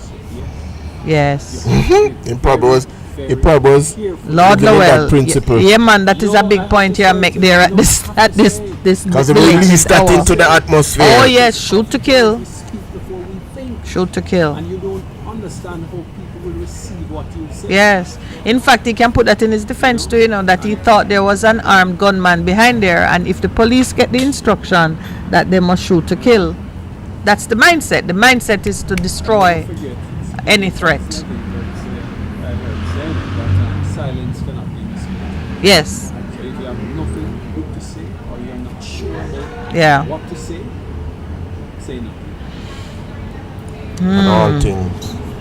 My Yeah. father, I put it in the hands of my father and the Spirit of God. Work it, Lord. Work it. You're going to work something out of this. That we're looking at it now, we're saying nothing good can come out of it. But He works it. He works it. That in the end, work together for good. But that is gonna be the man's call. Yeah. Mr. Shaw, Yeah. wherever you are, just know you can reach inside yourself and create something useful out of this, because there must be a part of you that should say, my son will not die in vain. Right away, I see some amendment to that mandatory provision in the firearm licensing, not the licensing, in the act. Yeah. Because if someone in his situation genuinely commits an offense under those circumstances and it involves the use of a firearm, because I mean, I don't know, because you know what, I'm gonna look at it just to be sure. Yeah. Just to be sure. Wow. Full plate this morning. It was more than a full plate. Yeah. I'm desperate to bring my cousin on camera, but I know she would resist it. Hello, Miss Carlene, visiting with us from her transplanted country of the United States. That's my sister over there. That's my mother's niece. Oh, okay. We are, yes. Okay. Yeah. All right, let me do the wrap up then, and just thank everybody for staying the course with us, not just this morning, but throughout the week. We came out of the couple days of rain, and we knew that the soil is waterlogged, and It means a certain amount of trauma is awaiting us. And we are greeted today by the Prime Minister, not unsurprisingly, saying there'll be no new allocation for road repairs. So we know that it is a time for great agitation for the existing infrastructure that was waiting on repairs for them to keep to the program while at the same time cleaning up the road. They can do it. They can do it the same way that they allow corruption to run rampant and don't try to get back the money that's been stolen. Yay! Everything that goes bad in this country, Jamaicans are going to say, find the stolen money and use it to fix the problem, because it's billions that's been stolen. And continue it even to be stolen in terms of what is happening. Yes, that is what we say every time. That's what we say. And you know, as a by the way, there are some houses that the government took from people under the what is it now, POCA, Proceeds of Crime Act. Okay. There are a lot of homeless people and they can't sell the houses for one reason or another. They can't sell it. They have a portfolio of real estate that they can't unload. One, it's high value real estate. Two, nobody really want to buy the drug man house or the Don man house or the house that the people died in. But I believe there are some homeless people who might regard it as a blessing. The place of safety. They can turn them into places of safety. This is our parting gift on the Thursday morning. Free flowing Thursday, we say whatever comes into our blessed hearts. No, but it's true. I think some of those places can be used to provide safety, refuge for persons who have lost their homes through fire, flood damage, whatever the situation might be. Put them in some of those high value real estate. But that's an interesting proposition. Yes, if they have the will to do it, it can be done. Yes, man. Of course. So make it with a wave of a I see them complaining that they can't sell some of the houses. Man, then turn it is your property. It's yours, yes. Because you're forfeited it legally, so you can do what you can. You're loving the idea. Oh, all right, we'll make that a project. You can beg them one of those beat a halfway house. Yes. For young people who have no place to stay. If it were mine to give, I'd say yes, Pastor. Yes, halfway house. Yes, man. Hallelujah. That's an idea. That sure woke you up. Yes. All right, I give it for free. Don't tell them minute. Don't tell them minute said so. It's a brilliant idea. Yes, my ideas. Minute, get some modesty. All right, and Big Truck just called me fierce. He says, like Minute, the fierce lady. Oh boy. Yeah, all right. Yeah, thank you all. You know we love you, and Thursdays we love you even more because we have sunshine. Have a great weekend, everyone. Thursday is the Morning Connections Friday. We don't get to see you until the following week, so please stay dry, stay warm, stay safe, and thank you to Lloyd back at the studio pulling double duty. Raphael has gone on to greener pastures, one of our engineers. I just want to publicly say thank you, young Raphael. You came, you did yeoman service. You are a blessing to us on Thursday mornings, and we wish you all the best wherever you go. I hope you somehow managed to keep engineering in your bag of tricks. And please. Yes, so thanks to Raphael. We're saying goodbye to one of our own. Thank you too to the crew here, young Eden. She's now so much a student we can barely get her attention. Travels with her laptop and works wherever she can. Thank God for the internet. And to our producer, engineer, and now co-host on Thursdays. Have a good weekend, everyone. Thank you, Pastor Percival. All good, and as I always say, please don't buck your toe. I don't know who you said that to, because most of us wear shoes. But